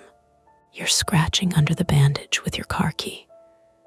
I sanitized the key. She gave me a look. We stood near the toddler slide. The red shovel was gone, of course. So was the scooter. So was the dog mask. Evidence bags, reports, photographs, statements.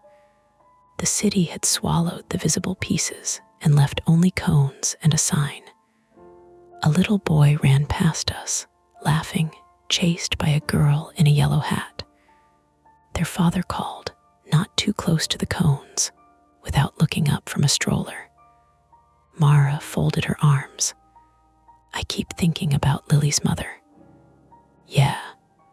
She looked away for less than a minute, probably. "Yeah, and now she has to live in that minute forever."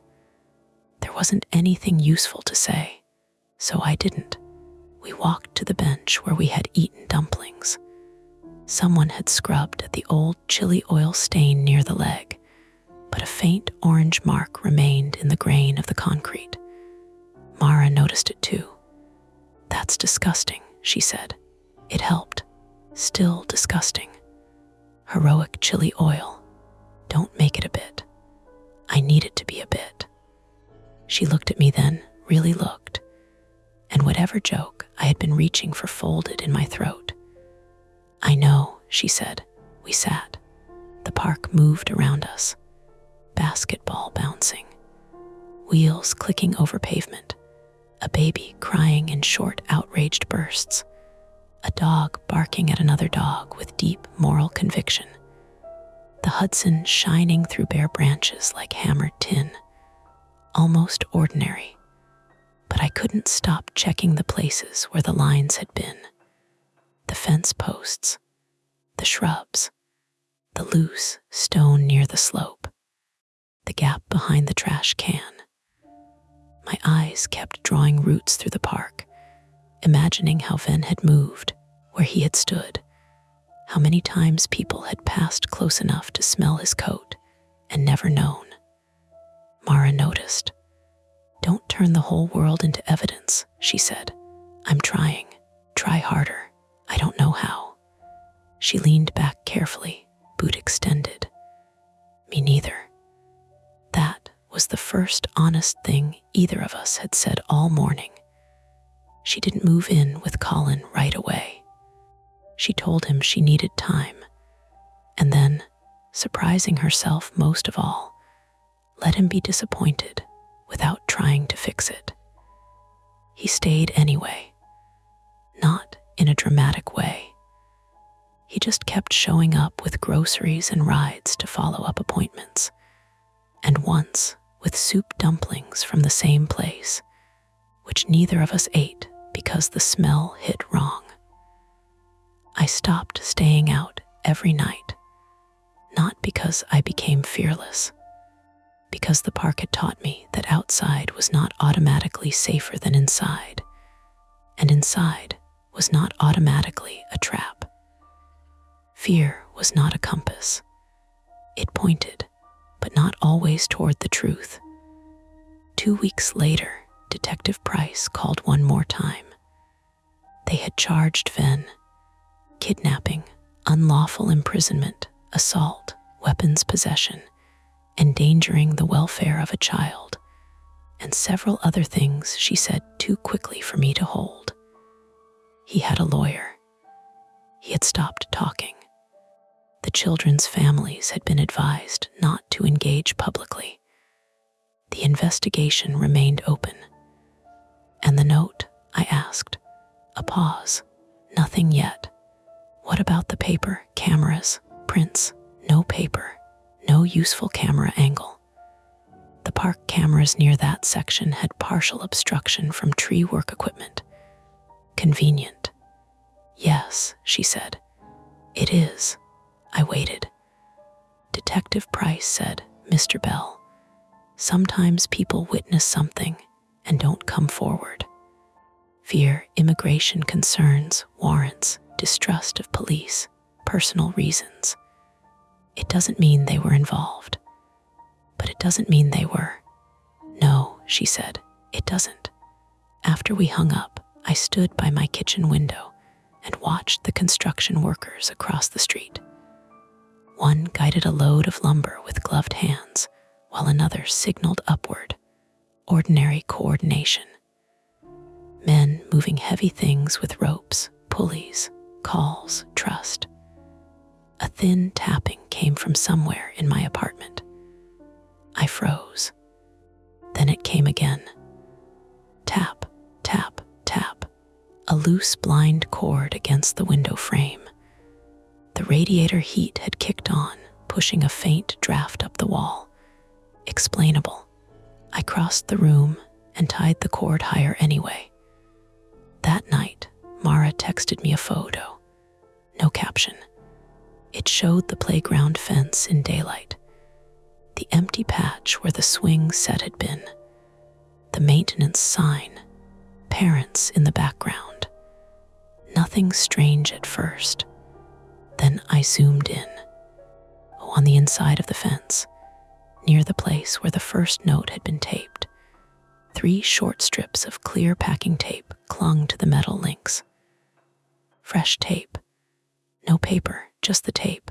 I called Mara immediately. She answered on the first ring. I know, she said. Did you tell Price? Yes, and she said they'll send someone. We listened to each other breathe. Outside my window, the blind cord tapped once against the frame before settling. Mara said, it could be nothing. Yeah, it probably is. Yeah, neither of us believed the word enough to make it useful.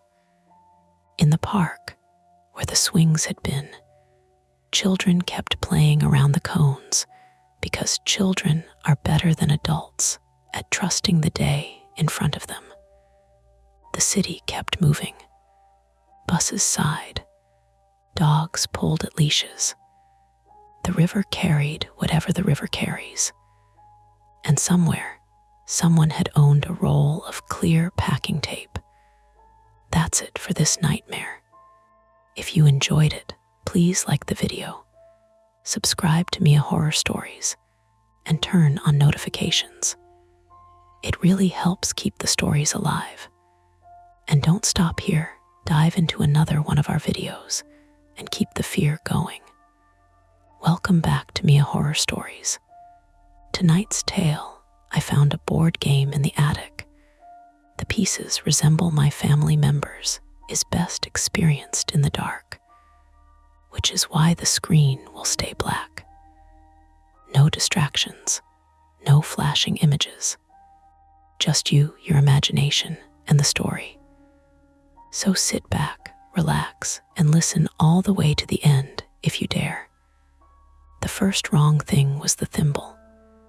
It rolled out from under the attic stairs while my mother was swearing at a box of Christmas ornaments, and for half a second, nobody noticed it. It tapped down the first 3 steps, tiny metal clicks, neat and patient, then jumped the last one and spun in a tight circle on the hardwood by my sock. Not a Monopoly thimble, not shiny. This one was dull pewter, dented along the rim, with a little fleck of red paint inside like someone had used a toothpick to mark it. My sister said, "Okay." Who dropped Grandma's sewing crap? Nobody answered. I'm Nora Whitcomb, 34, female, born in Ohio, and currently living in a drafty old house outside Ithaca, New York, where the winters make every window sound like someone dragging a fingernail over glass. I had come back for what was supposed to be a practical weekend. Help my mother clear the attic before the roofers came on Monday. Take whatever childhood junk I still cared about, and try not to argue with my family about why I hadn't visited more since Dad died. That last part was my own private assignment, not spoken aloud, not written down, just sitting in my chest like a bill I kept forgetting to pay.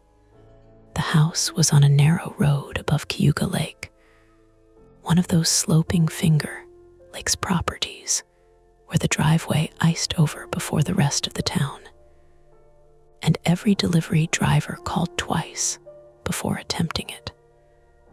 My parents bought it in 1999, back when my father still thought a fixer-upper meant character, and not a decades-long hostage situation with plumbing. The attic had always smelled of cedar, dust, and hot insulation, even in winter. That Saturday afternoon, it smelled worse. Mouse droppings, wet cardboard, old paper, and the bitter mineral scent of cold air sneaking through the eaves. My mother, Ellen Whitcomb, 62, female, was halfway up the pull-down attic stairs in jeans that had paint on the knees and one of my father's Cornell sweatshirts. She was small but tough in the way retired nurses can be, all sharp elbows and sharper timing. She had a plastic storage bin braced against her hip and a flashlight clenched between her teeth, which made her voice come out muffled when she said, "I didn't drop anything." My sister, Paige Whitcomb, 29, female, stood below her with one hand on the banister and the other holding a chipped mug of coffee. Paige had moved back in with Mom after her divorce, calling it temporary, with the same tone people use for jury duty. She worked remotely for a marketing firm in Syracuse and handled stress by making jokes just a little too fast. "Maybe the house is finally giving us money," Paige said, nudging the thimble with her toe. Tiny, useless money. My husband, Samir Patel, 36, male, was crouched near the hallway radiator, tightening the laces on his work boots. He was from New Jersey, raised by parents who believed every problem could be improved with tea, a spreadsheet, or both. He looked up at the sound of the thimble, then at me. "That yours? No, you sure? You have a whole drawer of weird tiny objects. I have earrings.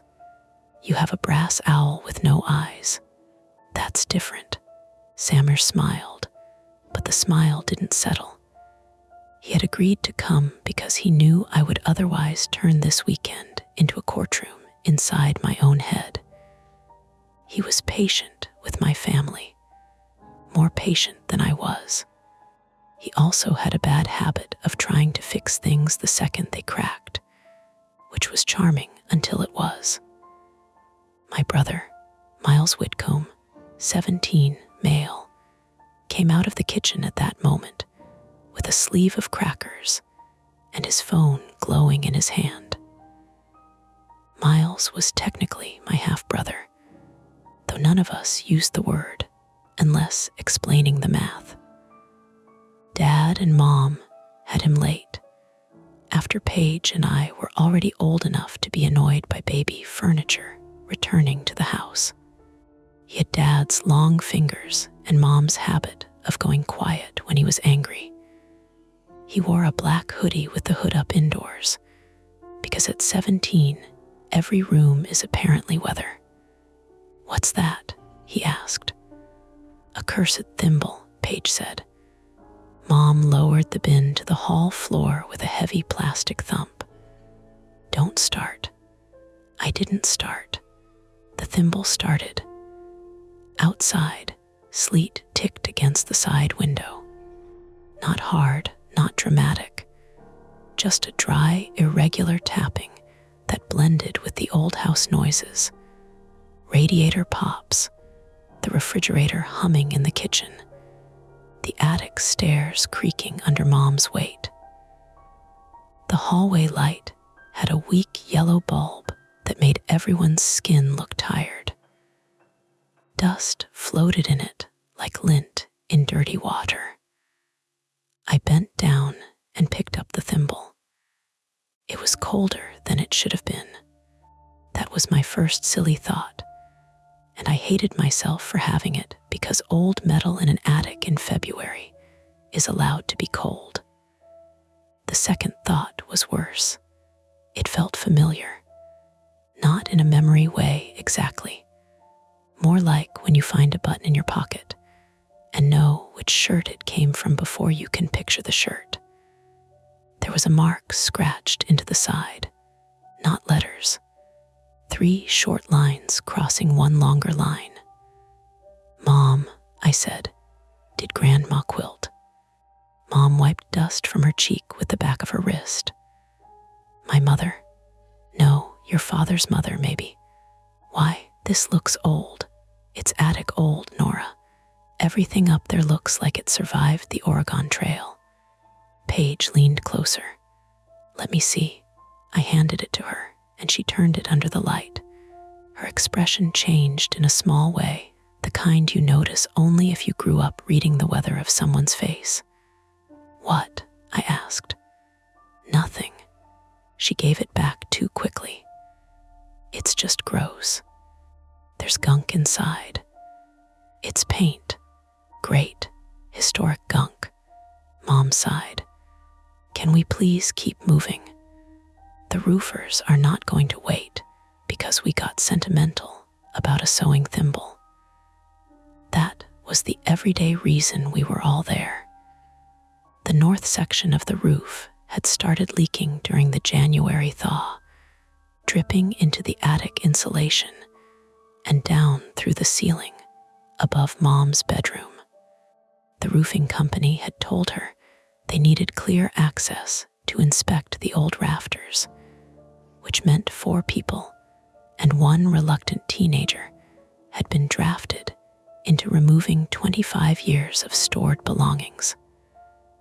My father's files, our school projects, boxes of baby clothes no baby would wear again, a collapsed artificial tree, 2 broken lamps, board games, old tax records, a plastic skeleton from a Halloween party in 2007 that made Paige scream even though she had put it there herself. It should have been boring, sad in places, but boring. That was what I kept telling myself. Mom went back up into the attic. The stairs groaned under her. A gust of cold moved down with her, carrying grit and the papery smell of old insulation. "Miles," she called, "I need you to take the boxes as I hand them down." Miles looked at his phone. "I'm in a match." "You're in a house. It's ranked. Miles." He made the teenager noise that is not quite a groan and not quite language, then stuffed his phone in his hoodie pocket and climbed 3 steps. Sammer stood. "I'll take the heavier ones." You always say that like you're auditioning for a moving company, Paige said. I have a brand. Your brand is lower back injury. The rhythm returned for a while. Box down. Box opened. Keep, donate, trash. The house filled with the sounds of ordinary excavation. Packing tape ripping, cardboard flaps bending, Mom coughing at dust, Paige laughing at a photo of me with braces, and a haircut I had clearly chosen in anger. Samir found a bundle of extension cords and tested each one like a man defusing bombs. Miles found Dad's old handheld GPS and asked if it was like a map Tamagotchi, which made Mom laugh so suddenly she had to sit on the bottom step. That laugh did something to me. For a moment, I saw her as she had been before the last year folded her smaller. Dad, Richard Whitcomb, would have been 64 male if cancer gave anyone the courtesy of calendar logic. He had died the previous November, 3 months before this attic weekend, leaving behind labeled tool drawers, unlabeled feelings, and a house that seemed to be failing in sympathy. My private fear, the one I would never have described this cleanly at the time, was that grief had turned me into a tourist in my own family. I came in, helped with the visible damage, brought groceries, answered emails, left before anyone could ask me to stay. I was good in emergencies, useless afterward.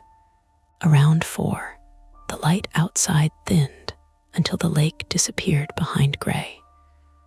The sleet got louder. A plow passed somewhere down the road, its blade scraping the pavement with a long metallic growl. The hallway had grown crowded with piles, donations by the dining room, trash bags near the kitchen, keepsakes on the old piano bench. Mom insisted on reading every label before deciding anything. Paige wanted to burn half of it. Miles wanted to know when we were ordering pizza. I was kneeling by a box marked NORA school/MISC when something thumped above us. Not a creak, not settling. A single, flat knock. Everyone paused. The refrigerator kept humming. Samir looked up. Was that from the roof? Mom was still in the attic, though we couldn't see her from the hallway. Only the soles of her sneakers and the cone of her flashlight moving across exposed beams. I'm fine, she called down before anyone asked. Something shifted. Mom, come down, I said I'm fine. Ellen, Samir called gentler, let me check. No, I've got it. Another scrape followed, slower this time. Wood against wood, dragged a few inches. Miles backed down 1 step. That was not something shifting. Paige set her mug on the floor. The ceramic touched hardwood with a small, hard clink. Could be squirrels. In February, Miles said, squirrels don't leave the state, genius. They don't drag furniture. Mom's flashlight beam jerked once across the attic opening. Dust drifted down through the gap and landed in my hair. Then her face appeared, flushed and annoyed, with a cobweb stuck near one eyebrow. There's an old trunk wedged behind the chimney chase, she said. I bumped it. That made the thump, I asked. It's heavier than it looks. Leave it, Paige said. Mom wiped her forehead. I'm not leaving a mystery trunk for roofers to complain about. That was Mom. Give her a locked door and she would respect it. Give her an inconvenient object and she would move it with spite. Samir was already climbing. I'll help. The attic opening was barely wide enough for one person to maneuver without scraping their shoulders. Samir disappeared into the dimness, his boots scuffing the ladder rungs. Miles retreated to the hallway like proximity to chores was contagious. Paige looked at me and mouthed, "Mystery trunk," with fake excitement, but she didn't smile afterward. I tucked the thimble into the front pocket of my jeans without thinking. "Upstairs," Samir said. "Wow, okay. This thing is wedged." Mom said, "Told you." Something banged softly against a rafter. "Careful," I called. "I am being careful," Mom snapped.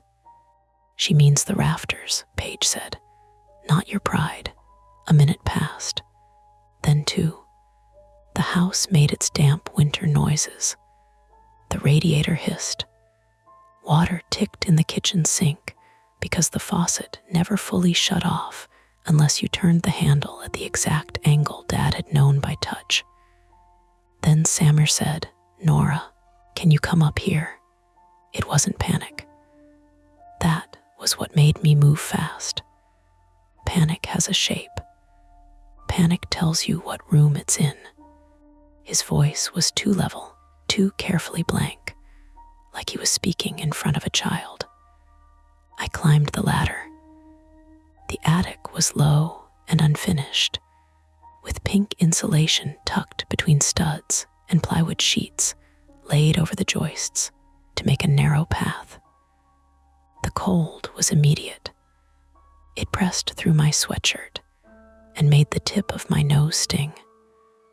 A work light hung from a nail near the center beam, throwing hard shadows between boxes and black plastic bags. Mom and Samir were crouched near the brick chimney column. In front of them was a trunk about 3 feet long, made of dark wood with metal bands.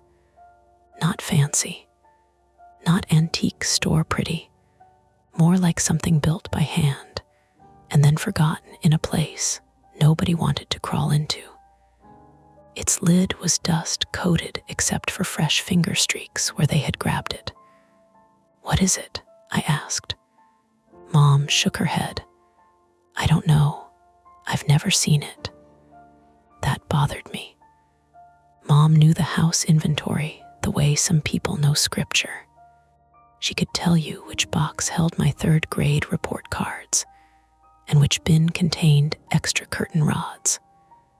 Samir pointed to the front latch. There was no lock, just a loop of old wire twisted through the hasp, brittle with rust. Hanging from the wire was a cardboard tag, browned with age, tied with string. On the tag, in blue ballpoint pen, someone had written, "For the family, rainy day." Paige's voice rose from below. "Are we rich?" Miles said. "Please be baseball cards." I crouched beside the trunk, my knee pressed into gritty plywood. This Dad's handwriting. Mom didn't answer right away. That was answer enough. She reached out, touched the tag with one finger, then pulled her hand back as if embarrassed by the tenderness of it. "It looks like his printing," she said, "but older, maybe from when we first moved in." "He never mentioned it?" Samir asked. Mom gave him a look. Richard forgot where he parked at Wegmans twice a month. He could have hidden a grand piano up here. It was meant to be light. It didn't land. Below us, the house phone rang. We all froze, which was ridiculous because the house phone rang constantly now. Roofers, medical billing, scammers, neighbors who still refused to text. But in that moment, with the trunk wedged under the chimney and Dad's handwriting on a tag none of us had ever seen, the ring cut through the attic like a metal spoon striking a pot. Once. Twice. "I'll get it," Paige called. Her footsteps moved away. The phone clicked off its cradle in the kitchen. "Hello?" A pause. "No, she's busy." "Can I take?" Then quieter. Too quiet to hear the words. Mom looked toward the attic opening. "Who is it?" Paige didn't answer. The call ended with a hard beep. "Paige," I said. A second later, she appeared at the bottom of the ladder, face tipped up toward us, one hand still holding the cordless phone. "It was the roofing office," she said. "They moved us up." Mom frowned. "Moved us up how?" "They're sending someone tomorrow morning to tarp before the storm hits harder. They said if the attic's not clear, they'll only do the exterior, and we'll have to reschedule the interior inspection." "Tomorrow is Sunday," Mom said. "Apparently storms don't respect business hours." Miles drifted behind her. "So we have to keep cleaning." Mom looked at the trunk, at the tag, at the dark corners of the attic still packed with boxes. I could see the calculation forming in her face. Practical need against emotional trap. "We can leave it closed," I said, surprising myself. Mom turned to me. "I mean it," I added. "We don't have to open it right now." That was the choice in front of us. Not a dramatic one. No locked door. No warnings scratched into wood. Just an old trunk in a cold attic, a roof that needed access, a storm pressing wet fingers against the windows, and my dead father's handwriting offering something for the family on a rainy day. Paige hugged the phone to her chest. "It is literally a rainy day." "Sleety," Miles said, not helpful. Samir watched me, not pushing, but I knew what he was thinking. If we left it, it would grow in my head. I would drive back to Rochester with that tag replaying behind my eyes. I would imagine Dad putting it there. Imagine why he never told us. Imagine what else he had kept sealed away, because our family had always preferred tidiness over truth. Mom picked up a pair of pliers from a nearby toolbox. The old wire gave a faint, dry squeal when she touched it. She looked at each of us, waiting for someone to tell her not to. No one did. The wire snapped with a sound like a dry twig. Nobody moved for a second. It was such a small noise, almost nothing compared to the sleet ticking against the roof and the wind worrying at the loose soffit outside. But in the attic, it seemed to hang there between us. Mom held the pliers in one hand and the broken loop of rusted wire in the other, her mouth set in that nurse's line way she got when a patient had lied about taking their medication. "Well," Paige called from the ladder below, "that ship has sailed." "Thank you," Mom said. "Very useful." I crouched closer to the trunk. The lid was swollen at one corner, the wood dark where damp had got into it over the years. When Samir lifted, it resisted, then opened with a reluctant crackle. Dust shifted off the top and rolled down the back in gray sheets. Inside was a board game, not a manufactured one, not exactly. The board had been folded into quarters, thick canvas glued to cardboard, hand painted in dull greens and browns. A path of uneven squares spiraled from the outer edge toward a painted house in the middle. Not a castle, not a treasure chest. A house with a red roof, black shutters, and a lake drawn behind it in a flat blue strip. Our house. At first I thought that was my brain doing what brains do, taking shape from mess.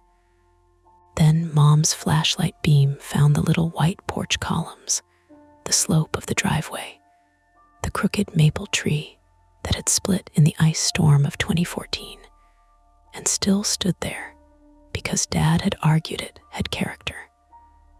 Miles whispered from below, "Is that our place?" Paige pushed past him and climbed halfway up, ignoring Mom's automatic, "Careful." She craned her neck into the attic opening and went quiet. There were playing cards too, bound with a rubber band so old it had melted into the top card. A pair of dice, yellowed like old piano keys. A folded rule sheet covered in small, neat handwriting. And pieces. That was the part none of us wanted to name. There were 5 little figures in a shallow wooden tray, each maybe 1.5 inches tall, carved from some pale wood and painted with tiny, patient detail. One had brown hair cut to the chin and a blue sweater. One had short gray hair, glasses, and a red cardigan. One wore a black hoodie.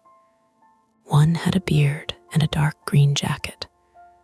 One had bright blonde hair and a coffee mug painted into her hand, so small I had to lean close to see it.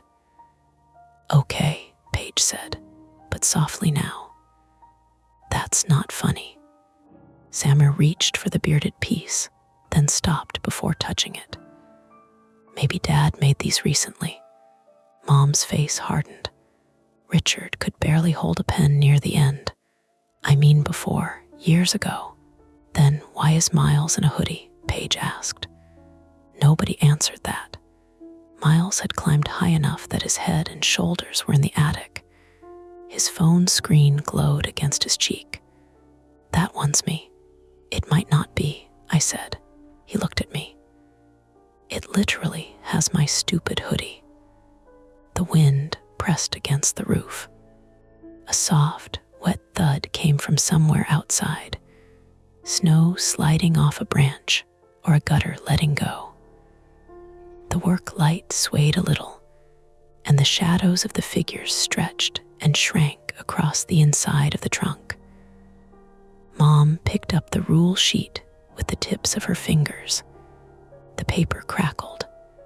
"What does it say?" Samir asked. She held it closer to the flashlight.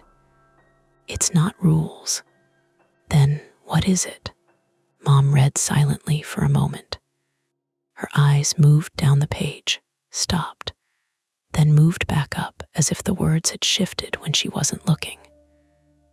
"Ellen," Samir said. She handed it to me. The handwriting was Dad's. I knew it before I made sense of the words. He printed in all caps when he wanted to be clear, the letters slightly leaning right, the R always too tall. "If you find this, do not leave the house until you know who put it back." Below that, in smaller writing, "Count the pieces. Count the rooms. Start with the attic." My first reaction was anger. It came hot and clean, cutting straight through the fog of grief. Not fear, not confusion, anger, because Dad was dead, and dead people are supposed to stop making demands. They are not supposed to hide strange things in trunks and leave instructions that sound like a bad escape room. "This is one of his jokes," Paige said. Her voice had gone thin. Mom took the paper back from me. "Your father didn't make jokes like this." "Yes, he did. He absolutely did. Remember the fake parking ticket he put on my car? That was one time. He printed it on county letterhead. Miles said, 'Could we focus on the creepy dolls of us?' Pieces," Samir corrected automatically, then looked sorry he'd said anything. I reached into my pocket and closed my fingers around the thimble. The metal had warmed against my body, but the dented rim still pressed into my skin. "Who put it back?" I said. Mom looked at me. "That's what the note says, not who made it." "Who put it back?" Paige laughed once, a short scrape of sound. "Great, cool. So there's a bonus person." Samir shifted toward the attic opening. "Let's bring it downstairs where there's room and better light." "No," Mom said quickly. We all looked at her. She swallowed. "I just mean don't carry an old trunk down the ladder. we'll drop it or break our necks. That was sensible. It also sounded like panic wearing sensible shoes. The house phone rang again downstairs. This time nobody joked. Paige backed down the ladder first. If that's the roofers again, I'm telling them we converted to renters and died. The ringing stopped before she reached the kitchen. A moment later she called. It says unknown number. Don't call back, Mom said. I wasn't planning to flirt with it. Then the power went out. No cinematic flash. No scream. Just the work light cut off. The refrigerator stopped humming below. And the attic went dark, except for the narrow gray spill from the hallway and Miles's phone screen. The sudden absence of the house's electrical noise made the sleet louder. Tick, tick, tick. A drip somewhere in the insulation. Another drip answering it. Miles said, I hate this. Samir switched on his phone flashlight. Mom did the same. 2 white beams jumped around the attic, catching exposed nails, plastic bins, the brick chimney, the open trunk. Storm, Samir said, probably a line down. I pulled out my own phone. 1 bar, then none. The Wi-Fi symbol had disappeared. Mom exhaled through her nose. Pump. That changed the room. The Whitcomb house sat on a slope, but the basement still took water because the foundation was old, and the French drain had the personality of a liar. Dad had installed a sump pump years ago, after a March thaw left 3 inches of water across the basement floor and ruined 2 trunks of family photos. Without power, the pump wouldn't run. With sleet turning to rain and the roof already leaking, the basement could flood before morning. How long before it backs up? I asked. Mom was already moving toward the ladder. Depends on the melt and how much rain we get. Mom, an hour, maybe less if the drain's already full. Paige appeared at the bottom of the ladder, face lit blue by her phone. NYSEG outage map won't load. I have 1 bar if I stand by the microwave like a pilgrim. We have the generator, Miles said. Mom stopped on the ladder. The generator was in the detached garage, and saying it out loud made all of us picture the same thing. 30 yards across an icy driveway in sleet, to a garage door that stuck in cold weather. For a gas generator Dad had maintained, and nobody else had touched since he died. Samir said, I can set it up. Mom shook her head. You don't know the transfer switch. I can learn. The manual S in the basement electrical cabinet, Mom said. Then we get the manual. The concrete problem arrived fully formed, ugly and immediate. Get power to the sump pump before the basement flooded, while a hidden board game sat open in the attic with pieces that looked like us, and a note in Dad's handwriting telling us not to leave the house. Leaving the house. That was the phrase that snagged. Do not leave the house until you know who put it back. It was absurd. The garage was not even really leaving, not in the way Dad meant. Probably. But the words had done their work. They made the ordinary act of stepping outside feel like a decision instead of a chore. Paige folded her arms. We're not obeying a haunted board game. It's not haunted, I said. Thank you, Professor Buskell. The creepy family chess set then. Mom descended the last rung. No one is going anywhere until we have flashlights and boots. We don't have time for a committee, Samir said, not sharply, but enough that Mom looked at him. And we don't have time for a broken ankle, she snapped back. It was the first little fracture. Samir lifted both hands. You're right. I know I'm right. Ellen, no, I'm sorry, but I am. Richard knew that generator. Richard knew where everything was. Richard, she stopped herself. The hallway seemed smaller around her. Miles looked at the floor. Paige said, Mom, I'm fine. Mom turned toward the basement door. Nora, come with me. Paige, find the big flashlight in the mudroom. Miles, get shoes on. Samir, don't touch anything until we know what we're doing. Samir's jaw tightened, but he nodded. I followed Mom to the basement stairs. The door opened with a sticky wooden sigh. Damp air rose from below, earthy and cold, carrying the faint, sour smell of old concrete. My phone flashlight caught the first few steps, painted gray and worn to bare wood in the middle. The basement had always been my least favorite part of the house.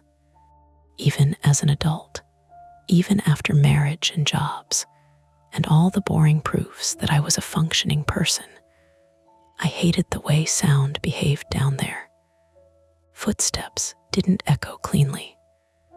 They got swallowed by insulation and boxes, and the low ductwork then came back as something else. Dad used to tease me for sprinting up the stairs when I was little.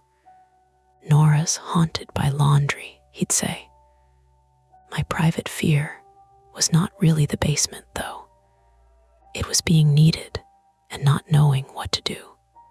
Emergencies were supposed to make you useful. Instead, as Mom hurried ahead of me with her light bouncing across stacked paint cans and plastic Christmas wreaths, all I could think was that Dad would have known the exact order. Check water, check breaker, check pump, start generator, flip switch.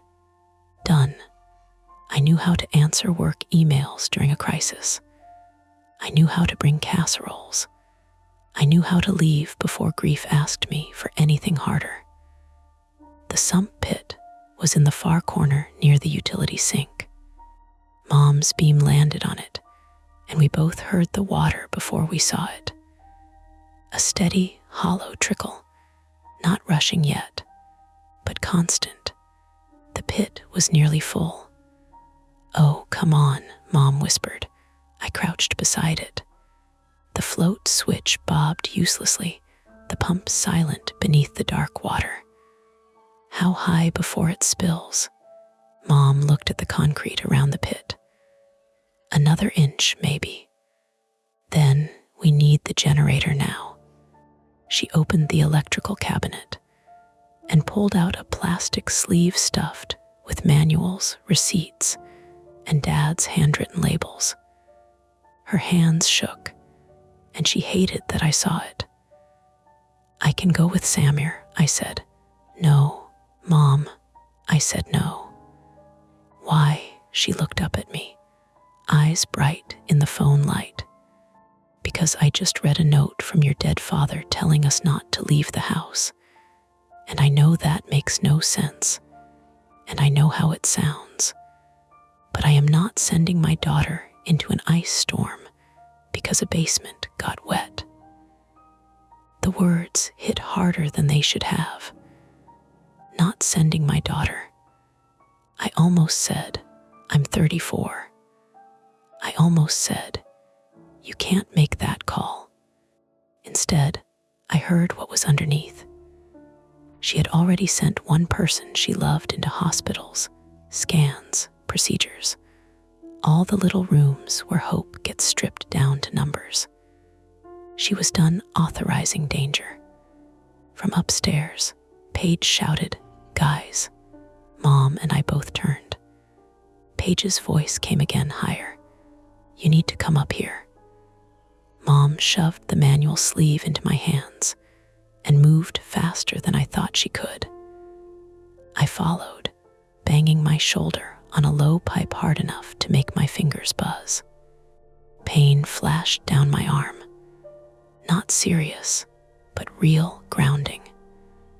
At the top of the basement stairs, Paige stood in the kitchen with the big flashlight in one hand and the cordless phone in the other. "What?" Mom demanded. Paige pointed to the back door. The mudroom beyond it was dark, lit only by sleet reflecting in the window. The row of boots sat under the coat hooks. Dad's old green work jacket hung there because nobody had been willing to move it. The back door was open about 2 inches. Cold air pushed through the gap.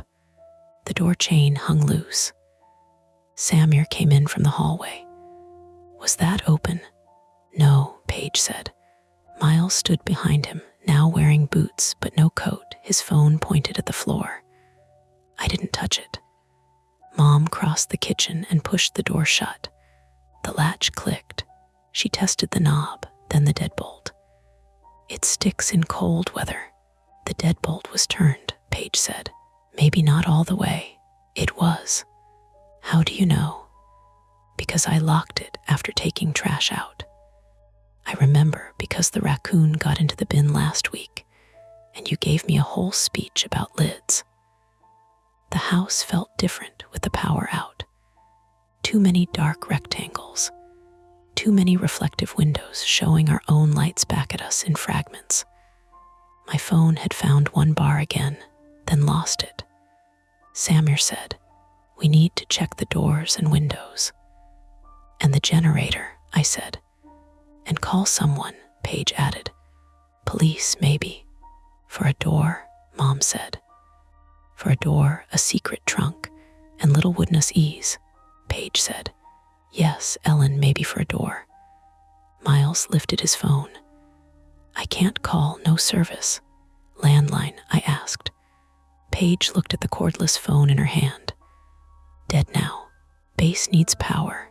"Of course." Samir took a breath. "Okay, we do this in order. First, check the house. Make sure nobody's inside. Second, generator. Third, sump pump." Mom said, "Nobody is inside." "We don't know that." "There is no one in my house." "Ellen." "No," her voice sharpened. "Do not make this into something bigger." Paige stared at her. "Mom, it is already bigger." The argument might have gone on if something hadn't knocked upstairs. 3 quick taps from the attic, not loud, not heavy. Just tap, tap, tap, almost polite. Miles made a small sound and stepped backward into the counter. A cracker sleeve crinkled under his hand. Samir moved first. He took the big flashlight from Paige and started toward the hall. "Samir," I said. He stopped, but only because of my voice. The attic stairs were still down. Above them, the attic was black, except for faint gray light from the small gable vent. The open trunk was up there. The figures were up there. The note was up there. And now the house needed checking. The basement needed power. The storm was getting worse.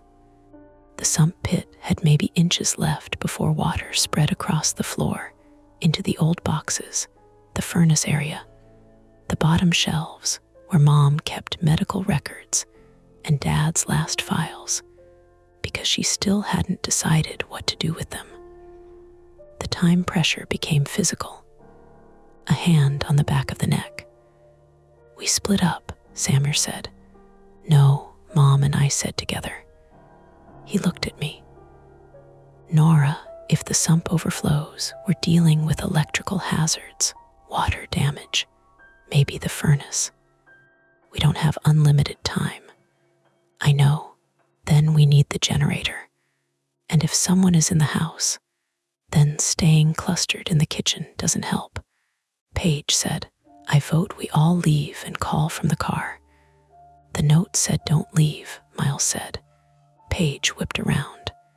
"Do not start believing paper, Miles." "I'm not believing it. I'm saying Dad wrote it." Mom closed her eyes for 1 second. That was when the attic ladder shifted, just a little. A wooden creak, then the faint scrape of one rubber foot against the floorboards, as if weight had pressed on the steps from above. Samir raised the flashlight. The beam caught nothing but the ladder, the open square of darkness, dust drifting down like dirty snow. Mom reached for the pliers still in her back pocket. Paige grabbed a kitchen knife from the block, then looked embarrassed and kept holding it anyway. Miles had his phone up, recording now, because that was what fear looked like at 17. My hand went to my pocket. The thimble was gone. I checked again, harder, stupidly, as if denim had more depth than it did. Empty. A small metallic click came from the attic stairs. The thimble rolled into view on the top step, circled once, and settled against the ladder rail. No one breathed for a moment. Then the basement smoke detector began to chirp. Not the fire alarm. The low battery chirp. A sharp electronic beep every 30 seconds from below, where water was rising toward outlets and extension cords, and whatever else Dad had left plugged in over the years. Mom whispered, "We need that generator." Samir looked at me. I looked at the attic, then the basement door, then the back door, locked now, but with sleet needling the glass and the detached garage sitting somewhere beyond the dark yard. We had to choose which danger to answer first. Before anyone could speak, the kitchen ceiling gave a soft, wet pop. A brown stain spread near the light fixture above the table, widening at the edges. Then water began dripping through it, steady and fast, onto Mom's unpaid bills. The leak had reached the wiring, and the generator was outside. The first thing Samir did was turn off the kitchen light switch, even though the power was already out. It was one of those small, sensible movements people make when the larger situation has stopped making sense.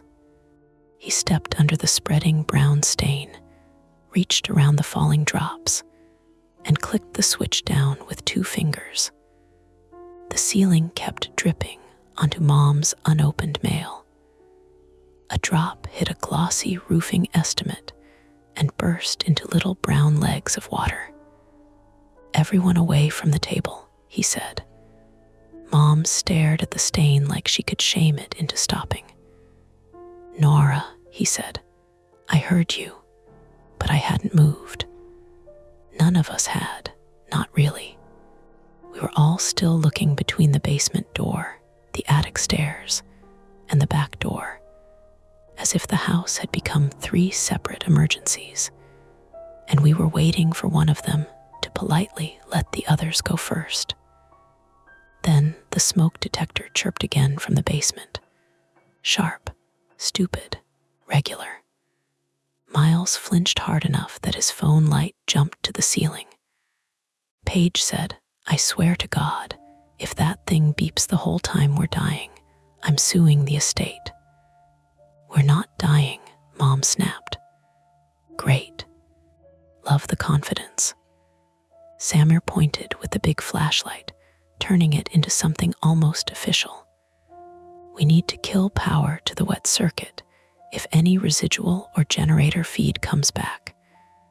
Then we get the generator hooked up to the pump. Nobody touches the ceiling. Nobody stands under the fixture. The panel's in the basement," Mom said. "I know. And the basement is filling." "I know that too." My shoulder still throbbed from where I'd hit the pipe, a hot pulse under the skin. I could feel my shirt sticking there. I wanted to sit down. I wanted coffee. I wanted my father to walk in carrying a flashlight and say, "What are you all doing? You're making it harder." Instead, I said, "Attempt 1. We check the basement, get the manual, shut off the right breaker, then go for the generator together. Paige looked at me. Did you just say attempt 1? I'm trying to organize.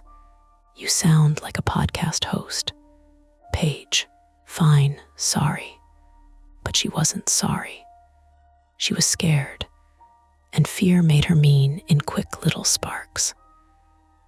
The layout of the house mattered now in a way it never had before. Kitchen at the back, facing the lake. Mudroom beyond that, with the door to the driveway and the detached garage outside, down a short icy slope to the right. Basement door beside the refrigerator. Dining room off the kitchen, front hall beyond, attic stairs pulled down near the front door. Upstairs bedrooms over us, dark and unused, except for Mom's room where the roof leak had started. The attic above that, low and cold, and holding the open trunk. If someone was inside, there were only so many places to hide.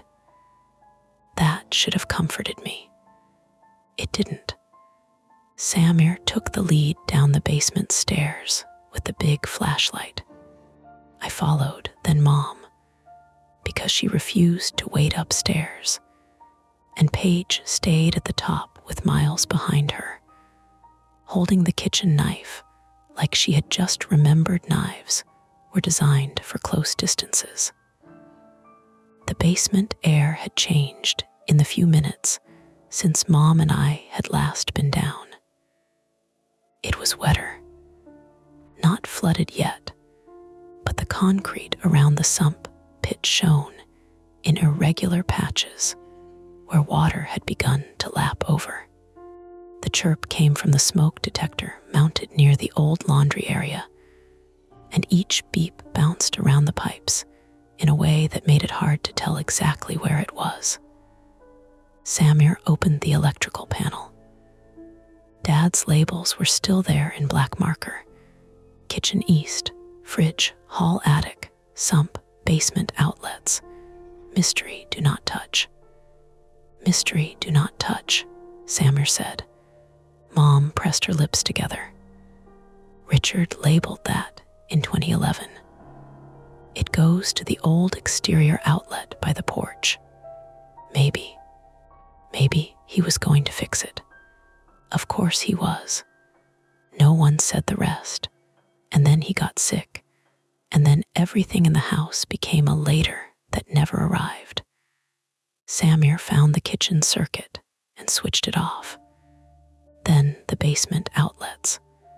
Then he crouched by the sump pit, careful to keep his boots out of the water spreading around it.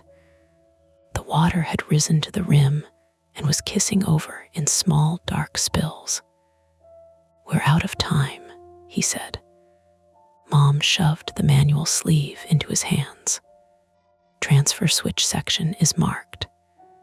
He flipped through pages with one hand, flashlight tucked under his jaw.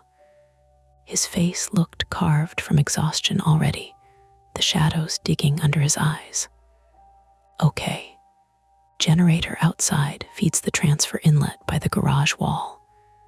We connect the cord, start the generator, flip these switches to generator position, then only run sump and maybe fridge later. Simple. Paige called from above.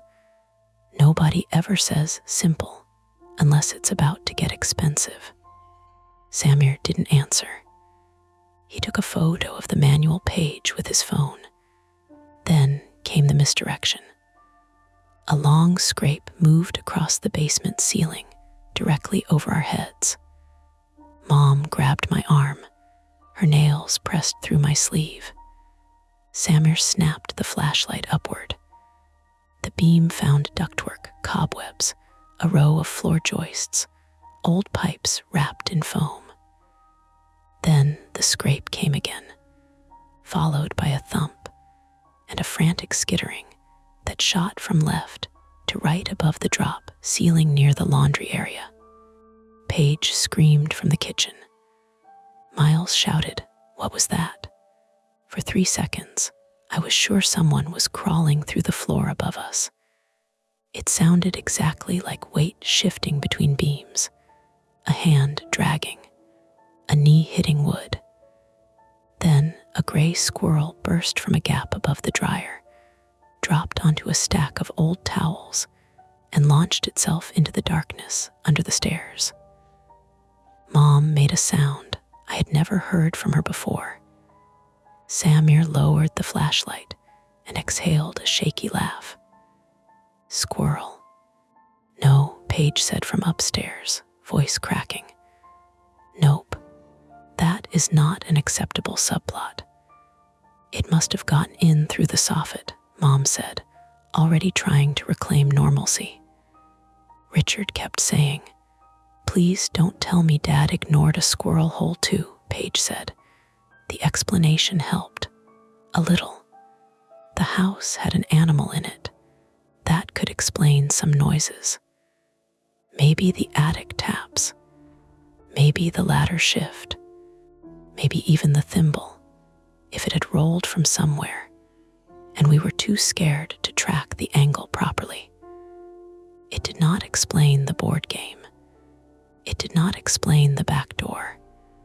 It did not explain why the thimble had left my pocket. But fear will take any coupon normal offers it. Attempt 1 failed before we made it upstairs. As Samir stepped away from the panel, his boot slid on the wet concrete. He caught himself on the utility sink, but the manual slipped from under his arm and landed partly in the sump overflow. He snatched it up, but the bottom pages darkened and clung together. "Damn it," he said. "Are you hurt?" I asked. No, he was lying. He had wrenched his wrist. I saw him flex it and stop. The smoke detector chirped again. Mom pulled it off the bracket with a twist and yanked the battery out so hard the plastic cover cracked in her hand. The sudden quiet should have been a relief. Instead, it left the basement listening. Water crept wider around the sump pit. Back upstairs, we regrouped in the kitchen. Paige had found 2 raincoats, one of Dad's old headlamps, 3 mismatched gloves, and a coil of orange extension cord that Samir immediately said not to use. "Generator cord only," he said. "The thick one. It should be in the garage." "Should be," Paige said. Mom turned on her. "Do you want to be useful or do you want to narrate?" Paige's eyes flashed. "I'm holding a knife in a blackout while your basement floods, so forgive me for not being adorable." "Both of you stop," I said too loudly. They did. That surprised me more than the shouting had. I had spent years being the one who arrived late and left early, the one who smoothed things after they happened, not while they were happening. Now all their faces turned toward me in the flashlight glare, and I felt the old fear open its mouth. What if you pick wrong? What if someone gets hurt because you tried to be useful? I forced myself to speak anyway. "Attempt 2, I said. "Samir and I go to the garage. Mom and Paige stay here with Miles. You lock the door behind us. We get the cord, start the generator, come right back." Miles said, "I'm not staying here." "You are," Mom said. "No, I'm not. The attic is open." Paige glanced toward the hall. "He's got a point." Samir shook his head. "Nobody goes near the attic. Stay in the kitchen. Keep eyes on the basement door and hallway. If you hear anything upstairs, you do not investigate." "Great," Paige said. "So we just marinate." "Exactly," Samir said. That almost made her smile. Mom found Dad's keys in the ceramic bowl by the microwave. The key ring still had his Cornell bottle opener and a little metal tape measure worn smooth at the edges. She held them for a moment before giving them to Samir. "The garage side door sticks," she said. "Lift the knob while you turn." "I know." "You don't know? You've never opened it in ice." "Then tell me again." She did. He listened. That mattered. We put on coats in the mudroom. Dad's green work jacket brushed my elbow. The fabric was stiff and dusty, still faintly smelling of motor oil, and the cedar blocks Mom tucked into closets. For 1 second, I had the stupidest urge to put it on instead of my own coat, as if it came with instructions. Samir saw me looking. "You okay?" he asked. "No. Fair." Paige locked the back door behind us as soon as we stepped out. The cold slapped hard. Sleet hit my face like thrown sand. The backyard security light was dead, so the only illumination came from our flashlights and the dim, gray wash of the storm. The driveway sloped from the mudroom down to the detached garage, which sat at an angle to the house, 25 or 30 yards away. To the left, the yard dropped toward the tree line, and the lake beyond, invisible now. To the right, a narrow strip led around to the front porch and the road. The garage looked farther than it should have. We moved slowly because the ice had glazed everything. Samir held my arm once when my boots slipped. Halfway down, a branch cracked somewhere in the maple tree with a gunshot pop and fell into the snowpack near the old compost bins. I jerked so hard my injured shoulder flared. "Easy," Samir said. "Don't easy me." "Okay." The garage side door was on the house-facing wall, under a shallow overhang. Samir lifted the knob while turning the key, exactly as Mom had said. Nothing. He tried again. The lock clicked, but the door didn't move. "Frozen," he said. "Kick it. Not unless you want to explain my broken foot to urgent care." He put his shoulder to it and pushed. The old wood groaned. I added my weight. For a second, nothing happened. Then the door gave inward suddenly, and we stumbled into the garage together. The smell hit first. Gasoline, cold oil, cardboard, mouse poison, wet leaves dragged in under the gap. Our flashlights swept across stacked tires, garden tools, paint cans, an old canoe hanging from straps, and Dad's workbench along the back wall. The generator was not where it was supposed to be. There was a rectangle of cleaner concrete near the shelves where it had clearly sat for years. Empty. Samir whispered something under his breath. I moved the flashlight over the floor. Axe marked the dust. 2 parallel scuffs, as if something heavy had been dragged toward the big garage door. "Maybe Mom moved it," I said. She would have said. The garage door itself was closed, but not latched. The manual release rope hung down, and the bottom rubber seal was bent inward where ice and grit had collected. Samir pulled the door up 6 inches. Sleet blew under it. Outside, in the gray beyond the opening, the generator sat crooked on the driveway apron, half covered by a blue tarp. Second, relief hit so hard I laughed. Then Samir said, "Why is it outside?" The tarp was tied badly, one corner flapping. The generator had been dragged out and left near the garage's front, facing the road. Not connected, not staged safely, just placed there like someone had started the job and walked away. We shoved the garage door higher and wrestled the generator back under the overhang. Samir checked the fuel. "Half tank," he said. "Oil looks okay." "Can we start it? Need the cord." That took another frantic 5 minutes. The proper cord was in a plastic bin behind 2 snow shovels, labeled by Dad in black marker. Gen cord / do not borrow, PAIGE. Despite everything, Paige's name made me laugh once. The laugh died when my flashlight found something on Dad's workbench. A wooden game piece, not one from the trunk. This one was unfinished, still pale, with pencil lines marking where a face would be carved. It stood upright beside a small bottle of red model paint and a jeweler's file. Next to it lay a strip of sandpaper and a folded index card. I didn't touch the piece. Samir came over, breathing hard. What? The index card had writing on it. Not Dad's block print this time. Smaller, tighter. The same scratched symbol from the thimble had been drawn in the corner, 3 short lines crossing one long. Below it, 6 belongs on the board, not 5.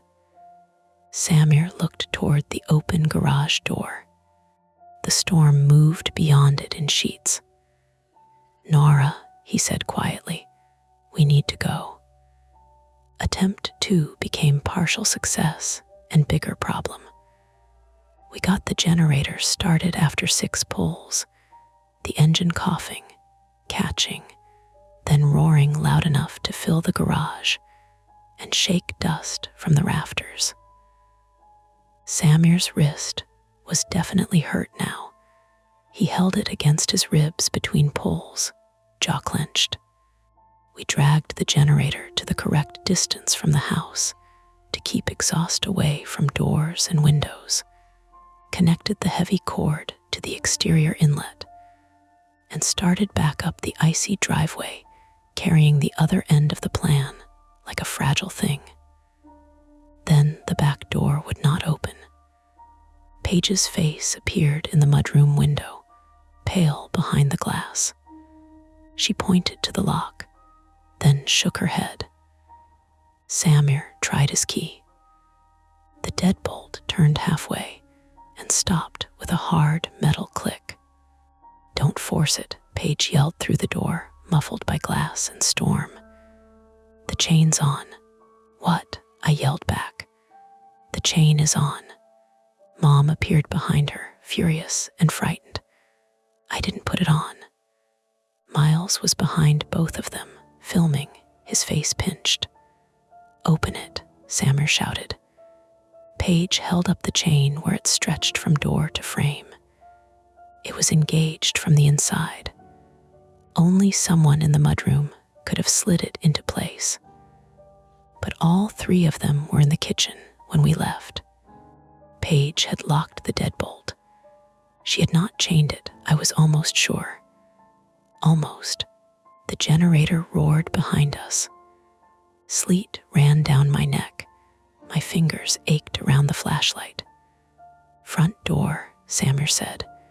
We moved along the side path, slipping between the garage and the house, past trash bins and the basement window wells. At the corner, I looked down. Water pulsed against the inside of the nearest basement window. Not high enough to break it, but high enough to show the pump still wasn't running. We reached the front porch. The attic ladder was visible through the narrow hall window, still down. The front door was locked too. My key was in my bag, inside. Samir had Dad's keys, but the front lock had been changed years ago, and the spare wasn't on that ring. Paige, I shouted, pounding the door. Her voice came from inside, distant. We're coming. The hallway beyond the frosted glass flickered with phone light. I saw shapes moving, Paige first, then Mom, then Miles. Then Miles stopped. He turned his head toward the attic. Even through the glass, I saw his posture change. Don't, I yelled, but he couldn't hear me clearly over the generator and sleet. The phone light in his hand tilted upward. The beam climbed the attic ladder. something dropped from above. Not onto him, near him. A small wooden figure hit the hallway floor and bounced once. Miles stumbled backward into Mom. Paige grabbed his sleeve. For one awful second, all three of them tangled near the bottom of the ladder, and I thought they were going to fall. Then the porch boards cracked under my left foot.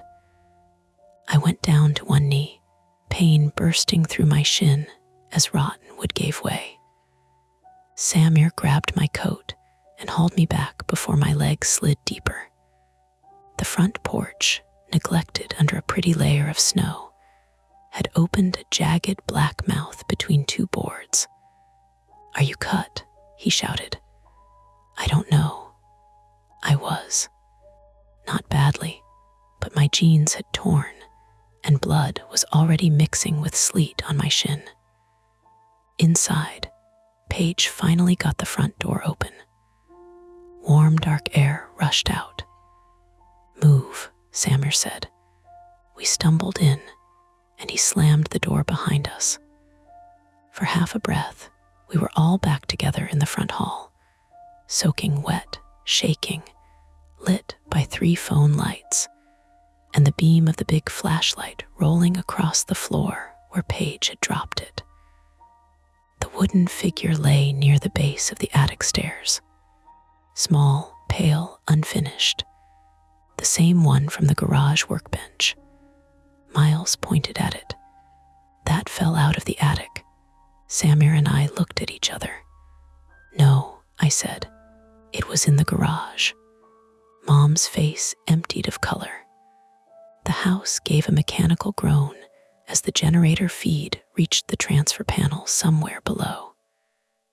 A second later, the sump pump kicked on in the basement, loud and grinding, followed by the satisfying rush of water being forced out through the discharge pipe. We had power to the pump. We had not solved the other problem. Paige, breathing hard, turned the front deadbolt. "We're leaving right now. Screw the note. Screw the game. Screw the roof." No one argued, not even Mom. We moved fast, coats half on, phones gathered, flashlight keys. Miles took one step toward the door, then stopped and patted his hoodie pocket. "My phone," he said. Paige stared at him. "It's in your hand." "No, my charger, my battery S at 2%. "Miles, it has the video. That mattered. More than it should have." The video was proof, or close to it. Proof of the door, the attic, the figure dropping. Proof we weren't just a grieving family turning storm damage into mythology. His charger was in the kitchen. "I'll get it," I said. "Nora, no," Samir said. "It's 10 feet." I went anyway, limping, because this was the stupid shape responsibility had taken. Retrieve a charger while the house leaked and the attic watched. The kitchen smelled damp and metallic. Water still dripped from the ceiling stain, though slower now with that breaker off. I grabbed Miles's charger from the counter near the microwave. Then I saw the board game.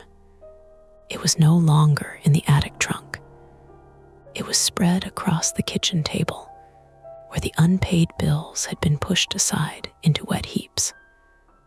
5 painted pieces stood on the outer path. The 6th unfinished piece stood in the center, on the painted house. Beside it was the thimble, and under the thimble, pinned flat to the board, was a new card. Not old, not browned, white index card, fresh ink, door open. Game started. Behind me, the basement pump coughed, strained, and stopped. At the same moment, the front door slammed shut hard enough to rattle the frame. The generator outside kept roaring. But inside the house, every phone screen went black. The front door hit the frame with a crack that seemed too large for the hallway. For 1 second, nobody moved. Then Paige started yelling, "Open it, open it, open it, open it." She grabbed the knob and twisted. The deadbolt hadn't thrown itself, but the old door had swollen in the storm and jammed hard against the frame. She yanked until the tendons stood out in her wrist. "Move," Samuel said. He put his shoulder into it. Nothing. The house was suddenly all engine noise from outside and water noise from below. The generator still roared by the garage, low and steady. But inside the lights stayed dead, the phones were black, and the sump pump had gone silent after that one ugly cough. Somewhere behind the walls, water kept finding paths it shouldn't have had.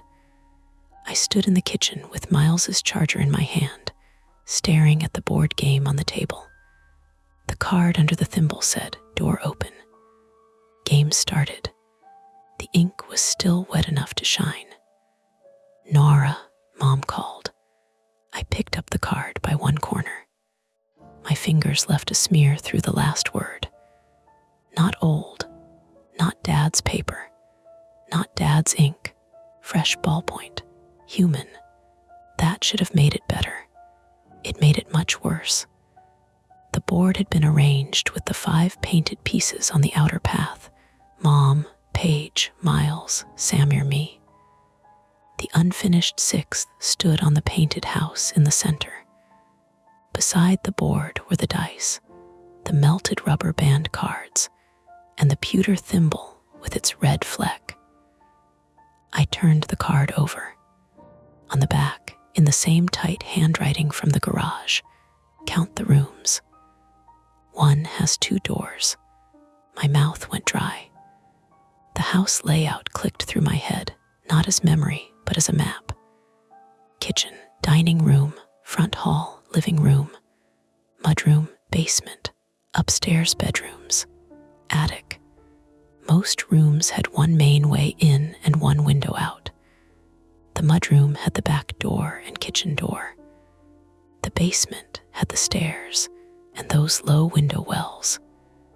But one room had 2 doors. Dad's study. Off the dining room, with the old pocket door to the hall that stuck so badly we had all stopped using it years ago. Except maybe someone hadn't. I limped into the hall. Study.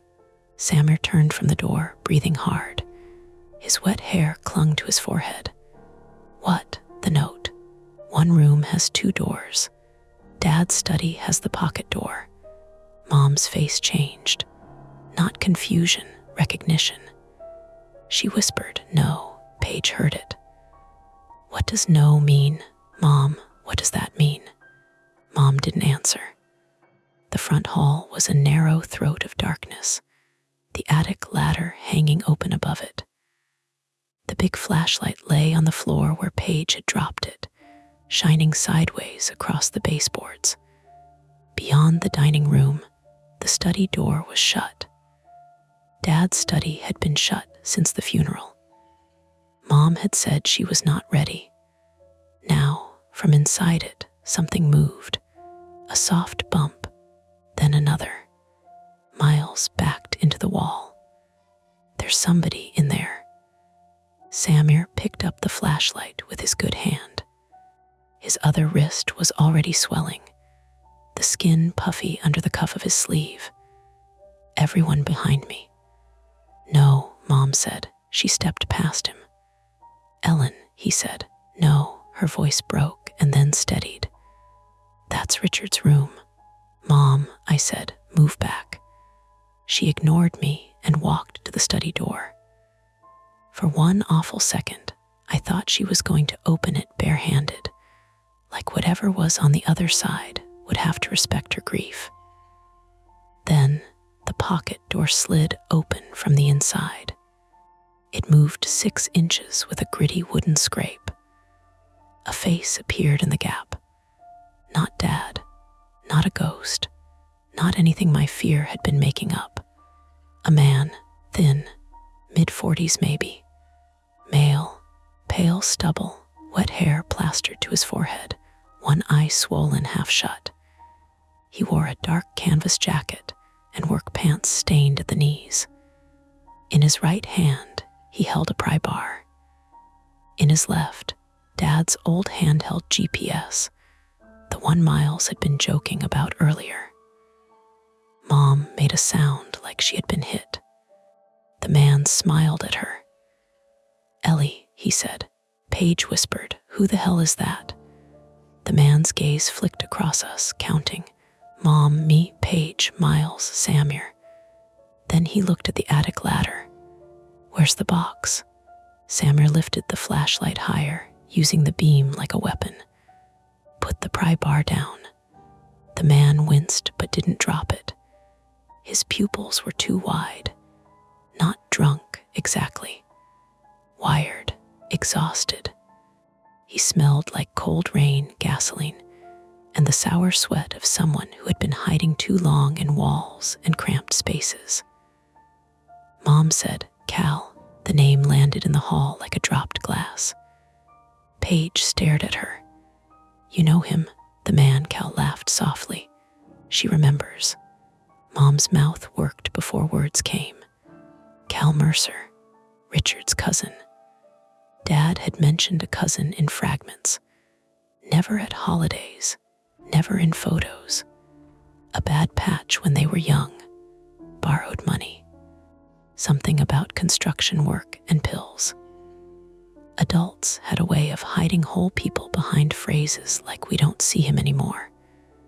Cal Mercer, 46, male, from Western New York, was standing inside my father's study with a pry bar and a homemade board game. The central threat finally had a body, and the body was shaking. "You need to leave," Mom said. "I did leave," Cal said, 20 years ago. Rich made sure of it. Samir moved half a step forward. Cal snapped the pry bar up. Back clipped, immediate. Samir stopped. Miles's breathing had turned fast and shallow behind me. Paige still had the kitchen knife, but now it looked small and absurd against the pry bar. I said, "What do you want?" Cal looked at me more closely. Nora, hearing my name in his mouth, made my stomach twist. He pointed the pry bar toward the kitchen. "Game showed me enough. You're the one who runs." I didn't answer. Mom's face hardened. "Don't speak to her." Cal ignored her. "Where's the box from the attic?" "The trunk," Samir said. "The cigar box inside the trunk. Ledger, deeds, photos. Your dad took them." Cal's voice rose. "He took all of it and left me with a story nobody believed." Paige said, "There was no cigar box." Cal's eyes jerked to her. "Don't lie." "I'm not lying, psycho." He stepped out of the study fast. Too fast. Samir lunged, but his wet boot slid on the hall runner. Cal swung the pry bar. It caught Samir across the forearm instead of the head because Samir twisted at the last second. The sound was dull and meat heavy. Samir went down on one knee. I screamed his name. Mom shoved Cal with both hands. He stumbled into the wall, knocking a framed family photo crooked. Paige slashed at him with the kitchen knife, not cleanly, not like movies. A panicked swipe. It caught his jacket sleeve and tore fabric. Cal roared. Miles threw his phone at him. It bounced off Cal's cheekbone. For half a second, that was enough. I grabbed Samir under his good arm. Up, up. "I'm okay," he lied through his teeth. His forearm was already bending wrong under the sleeve. Not a horror movie break. Worse, somehow, because it was real and practical and would need X-rays and a cast and time. Cal recovered and kicked the flashlight. The beam spun across the hall, up the ladder, across the ceiling stain, then and died against the dining room rug. Dark again. Not full dark. There was storm light at the windows.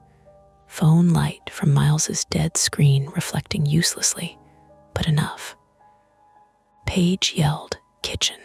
We moved because there was nowhere else. Mom, Paige, Miles, Samir, me. Back through the dining room.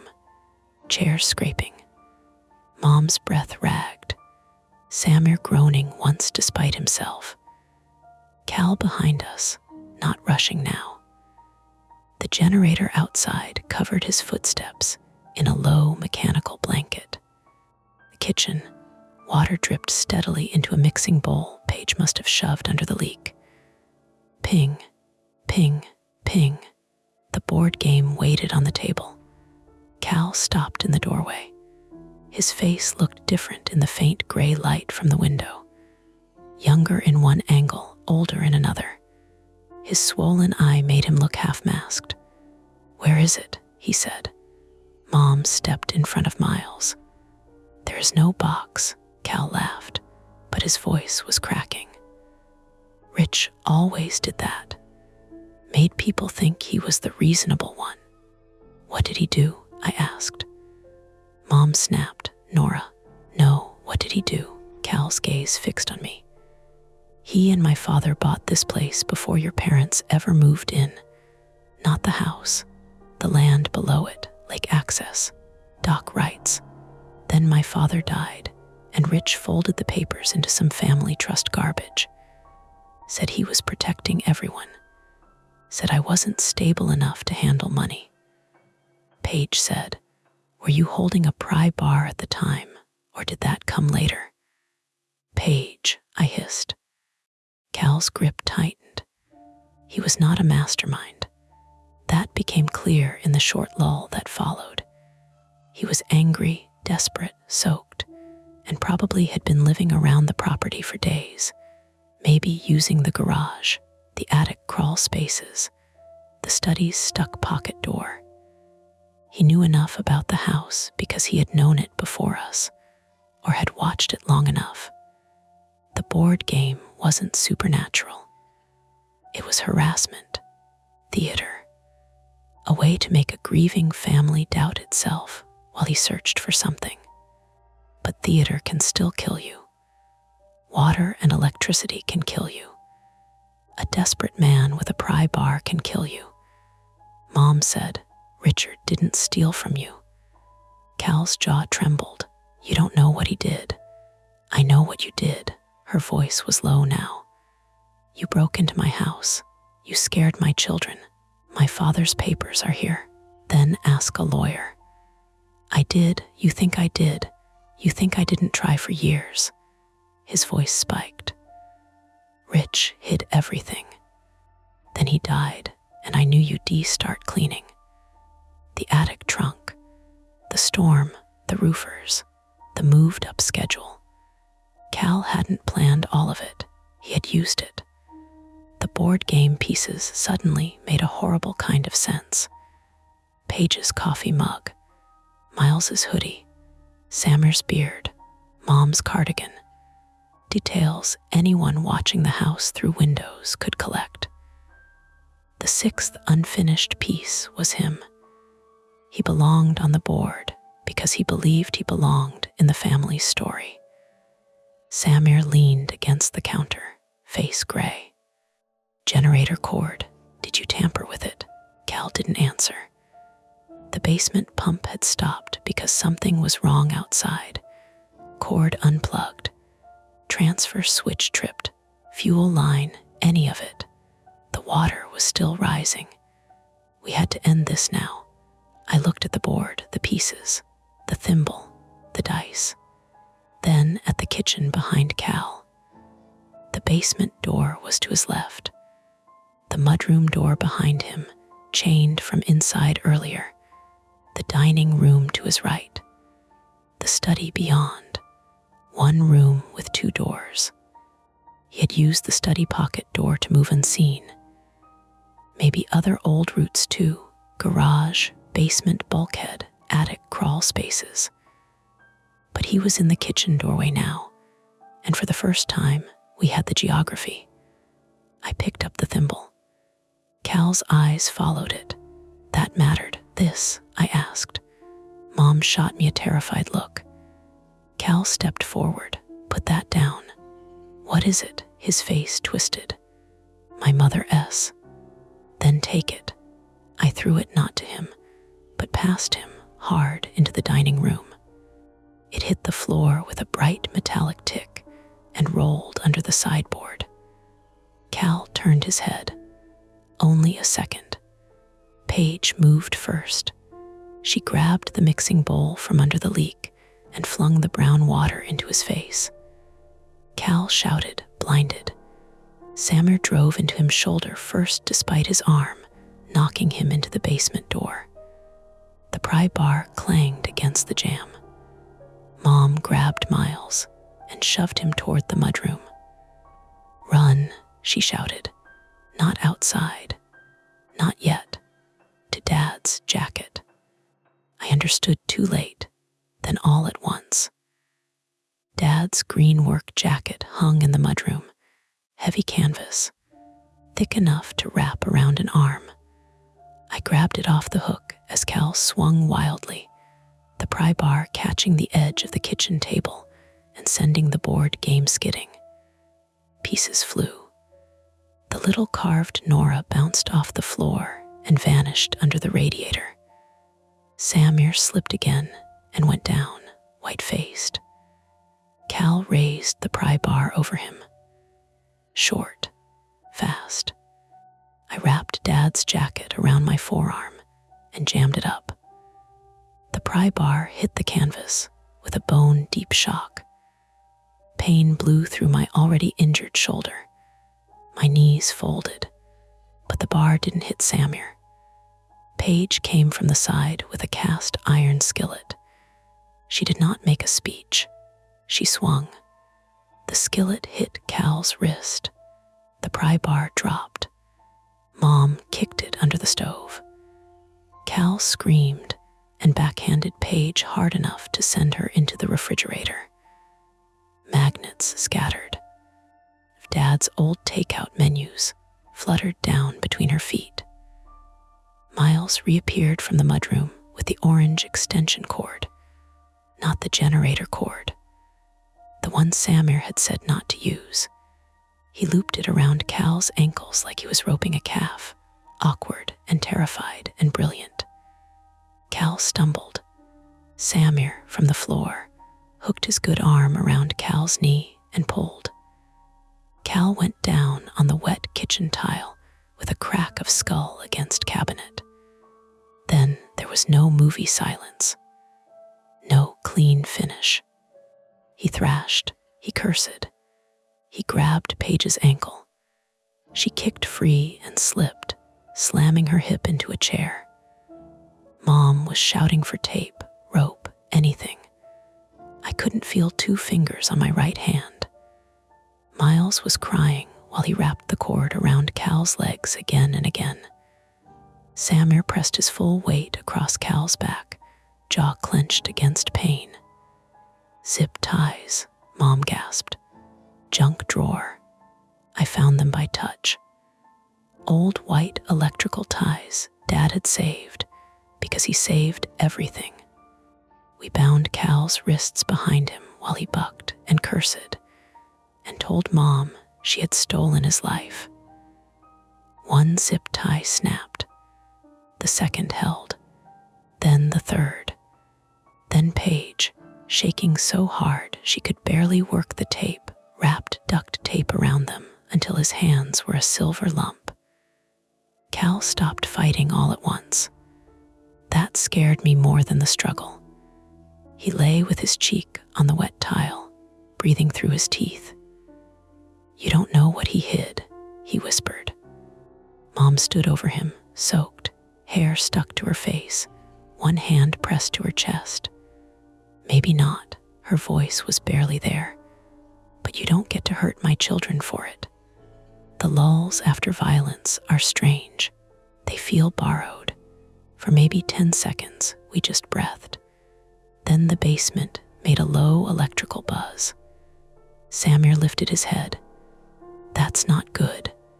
The house had not stopped being dangerous just because Cal was on the floor. The pump was still dead. Water had reached something it shouldn't have. We had to move again. Paige took the knife and stood guard over Cal, though she was crying now, silently, one hand pressed to the side of her face where he'd hit her. Miles backed against the counter, shaking so hard the cord in his hands rattled against the cabinet knobs. Mom and I helped Samir up. He almost passed out, knees dipping. Basement, he said.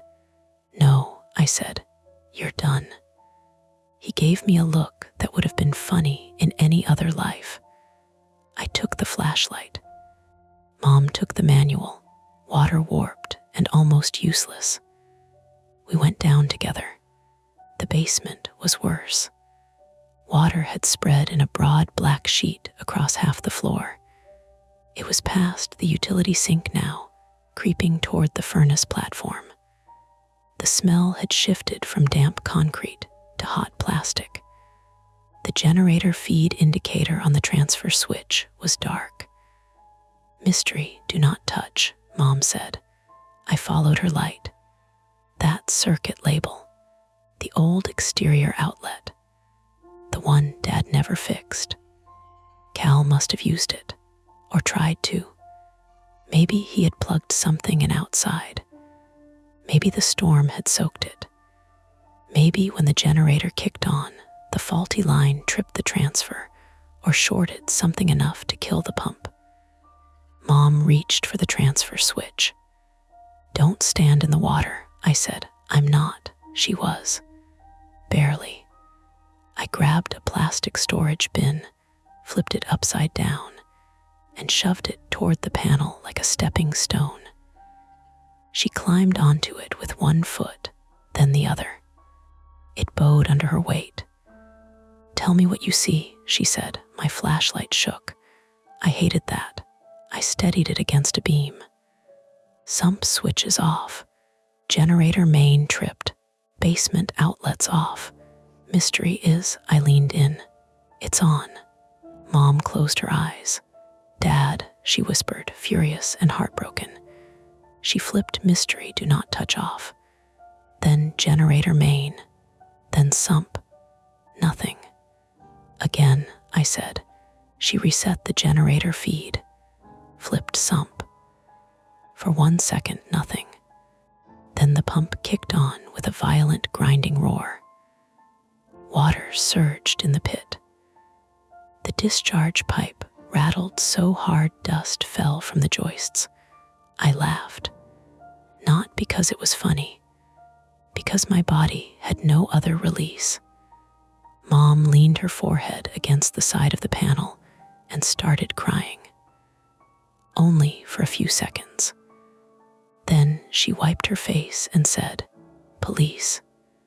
The landline base was still dead, but with the mystery circuit off and the generator properly feeding the sump, the kitchen outlets had enough power through one safe circuit to run the router or charge a phone if we were careful. Samir found a dry outlet in the dining room that wasn't on the kitchen leak circuit. Miles's phone revived at 1%. No signal. Paige's phone revived next. One bar near the front window. She called 911, standing on the arm of Mom's old floral chair, holding the phone against the glass, while Cal lay zip-tied on the kitchen floor, and the board game pieces scattered around him like debris from a child's party. Police and ambulance, she said, voice shaking but clear. There's an intruder restrained in our kitchen. He attacked us. We have injuries. There's flooding and electrical damage. Address is, she had to repeat it 3 times. The storm kept breaking up the call, but it went through. The conflict ended in pieces, not all at once. Cal was bound. The pump was running. The door was open again because Samir had forced the swollen frame loose with his shoulder and almost fainted doing it. We did not leave the house, not because of Dad's note, but because Samir couldn't walk safely. My shin needed pressure. Paige's face was swelling. Miles was shaking too badly to manage the icy driveway, and Mom refused to step away from the man on her kitchen floor until police arrived. Outside, the generator roared. Inside, the board game lay broken. The painted piece of Mom had snapped in half under someone's boot. Samir's piece was in the sink. Miles found his own in the pocket of Dad's green jacket, though none of us remembered putting it there. The unfinished sixth piece lay under the kitchen table, streaked with brown leak water and red paint. Cal watched it from the floor. His swollen eye had closed almost completely. The other one stayed fixed on the little figure. "You'll find the box," he said quietly. Nobody answered. He smiled, or tried to. Rich kept score better than anyone. The first siren didn't sound dramatic coming up the hill. It sounded small and strained, swallowed by weather and trees, a thin electronic wail fighting the storm. Mom sat down hard in a kitchen chair. Paige lowered the knife. Miles stopped recording. I pressed Dad's green jacket against the cut on my shin and looked at the board on the table, at the painted house in the center, at the empty square where the sixth piece had stood. The game was over. That was what I told myself. But the thimble was still missing under the dining room sideboard. And somewhere in the house, hidden well enough that a desperate man had broken in during a storm to find it, there was supposedly a box my father had never told us about. The police did not come in like television police. No doors kicked open. No clean sweep of blue uniforms with flashlights cutting through the dark. The first deputy nearly fell on the front porch because of the rotten board that had already taken my shin, and his partner had to grab the back of his jacket while shouting, step left," over the sleet. That was how help arrived. Wet, annoyed, human. The sirens sounded thin from inside the house until the first red-blue wash crossed the kitchen cabinets. Then the whole room changed. Cal Mercer's face flashed red, then blue, then red again, where he lay on the tile with his wrists bound in duct tape and zip ties. Paige was still holding the kitchen knife, though the blade pointed at the floor now, her arm shaking from shoulder to fingertips. "Put it down," Samir said quietly. "I know." She didn't. "Paige," I said. She looked at me like I had spoken from another room. Then she set it on the counter beside the toaster and immediately stepped away from it, both hands raised, even though no officer had asked yet. Deputy Aaron Klein, 41, male, from Tompkins County, came through first, broad-shouldered, rain running off the brim of his hat. Deputy Marissa Vale, 38, female, followed with one hand on her radio and the other on her holster. They were both calm in a way that felt almost rude for the first few seconds, like they had entered a smaller emergency than the one we had been living inside. Then Klein saw Cal. Then he saw Samir's arm. "EMS is 2 minutes out," he said, and his voice changed. Vale moved toward Cal.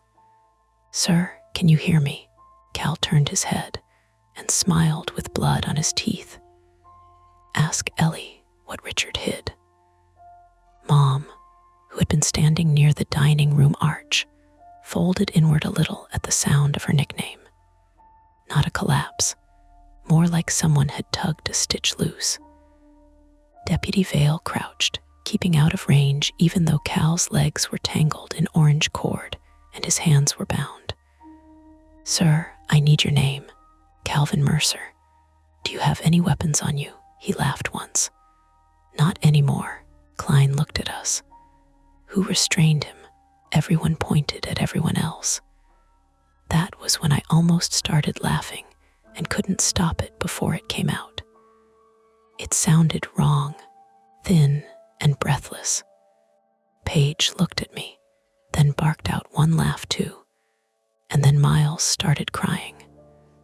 Not loud, just tears slipping down his cheeks while he stared at the broken board game on the kitchen table. Mom went to him immediately. She put both hands on his face and made him look at her. "You're here," she said. "You're right here." He nodded like he was agreeing to a rule. The paramedics arrived behind the deputies, bringing cold air and the medicinal smell of wet nylon bags. They had to work around the leak, the overturned chair, the cords, the broken game pieces, and the fact that every one of us kept trying to explain a different part of the night at the same time. Samir's forearm was the worst visible injury. The paramedic, Denise Alvarez, 50, female, touched it once and said, "That's going to need imaging," in the careful tone people use when they don't want to say broken before the X-ray. Samir smiled at her through clenched teeth. "I had a feeling. You walked around with this. I made poor choices, clearly." She splinted him at the kitchen counter while he stared straight ahead, sweating in the cold room. I sat on a dining chair with my torn jeans cut wider and a wad of gauze pressed to my shin. The cut was not as dramatic as the pain had made it feel, but it was dirty from the porch wood and deep enough that the second paramedic, Owen Marsh, 27 male, said, "You'll probably get stitches and a tetanus booster." "Great," I said. A full-service evening. Paige had a swelling cheekbone, a bruised hip, and the unnerving composure of someone who was going to fall apart later in a very specific place, probably the bathroom with the fan running. She answered Deputy Vale's questions too quickly, correcting herself, then apologizing, then getting angry because she had apologized. "I'm not confused," she said at one point. "I know how it sounds, but I'm not confused." Vale wrote something down. "I believe you're reporting what you experienced. That's cop for you sound confused. It's cop for I'm writing it down." Paige blinked. Then she nodded. Miles sat on the floor by the refrigerator with a foil blanket around his shoulders, his phone plugged into a portable battery, pack one of the EMTs had brought. He kept checking whether his videos had saved. Some had. Some were black because the phone died. The most important one showed the unfinished piece falling from the attic ladder, though the image shook so badly you could barely tell what it was. Still, it was something. Evidence. Not proof of everything, but something with a timestamp. Cal was taken out last. That surprised me. I thought they would remove him immediately, but the deputies waited until EMS checked the bleeding at the back of his head and cleared him to be moved. He did not struggle when they cut away our duct tape and replaced it with handcuffs. He only kept talking in scraps. "Ask her about the doc rights. Rich knew," cigar box. Game was fair. Everybody got a piece. When he passed Mom, he stopped walking for half a second. Deputy Klein tightened his grip. "Keep moving." Cal looked at her. His swollen eye had sealed shut completely. The other one glittered in the emergency lights from the hall. "You'll open it," he said. Mom didn't answer. That was worse than a comeback. Better too, maybe. They took him down the ruined porch one careful step at a time and loaded him into a patrol car instead of the ambulance after the paramedics cleared him. He was under arrest for burglary, assault, unlawful imprisonment, harassment, and several other words Deputy Klein listed, while Paige mouthed them silently like she was trying to memorize a spell. The legal part began before the medical part ended. Statements, photographs, questions repeated in slightly different shapes. Did anyone invite him in? No. Had any of us seen him before tonight? Mom had, decades ago.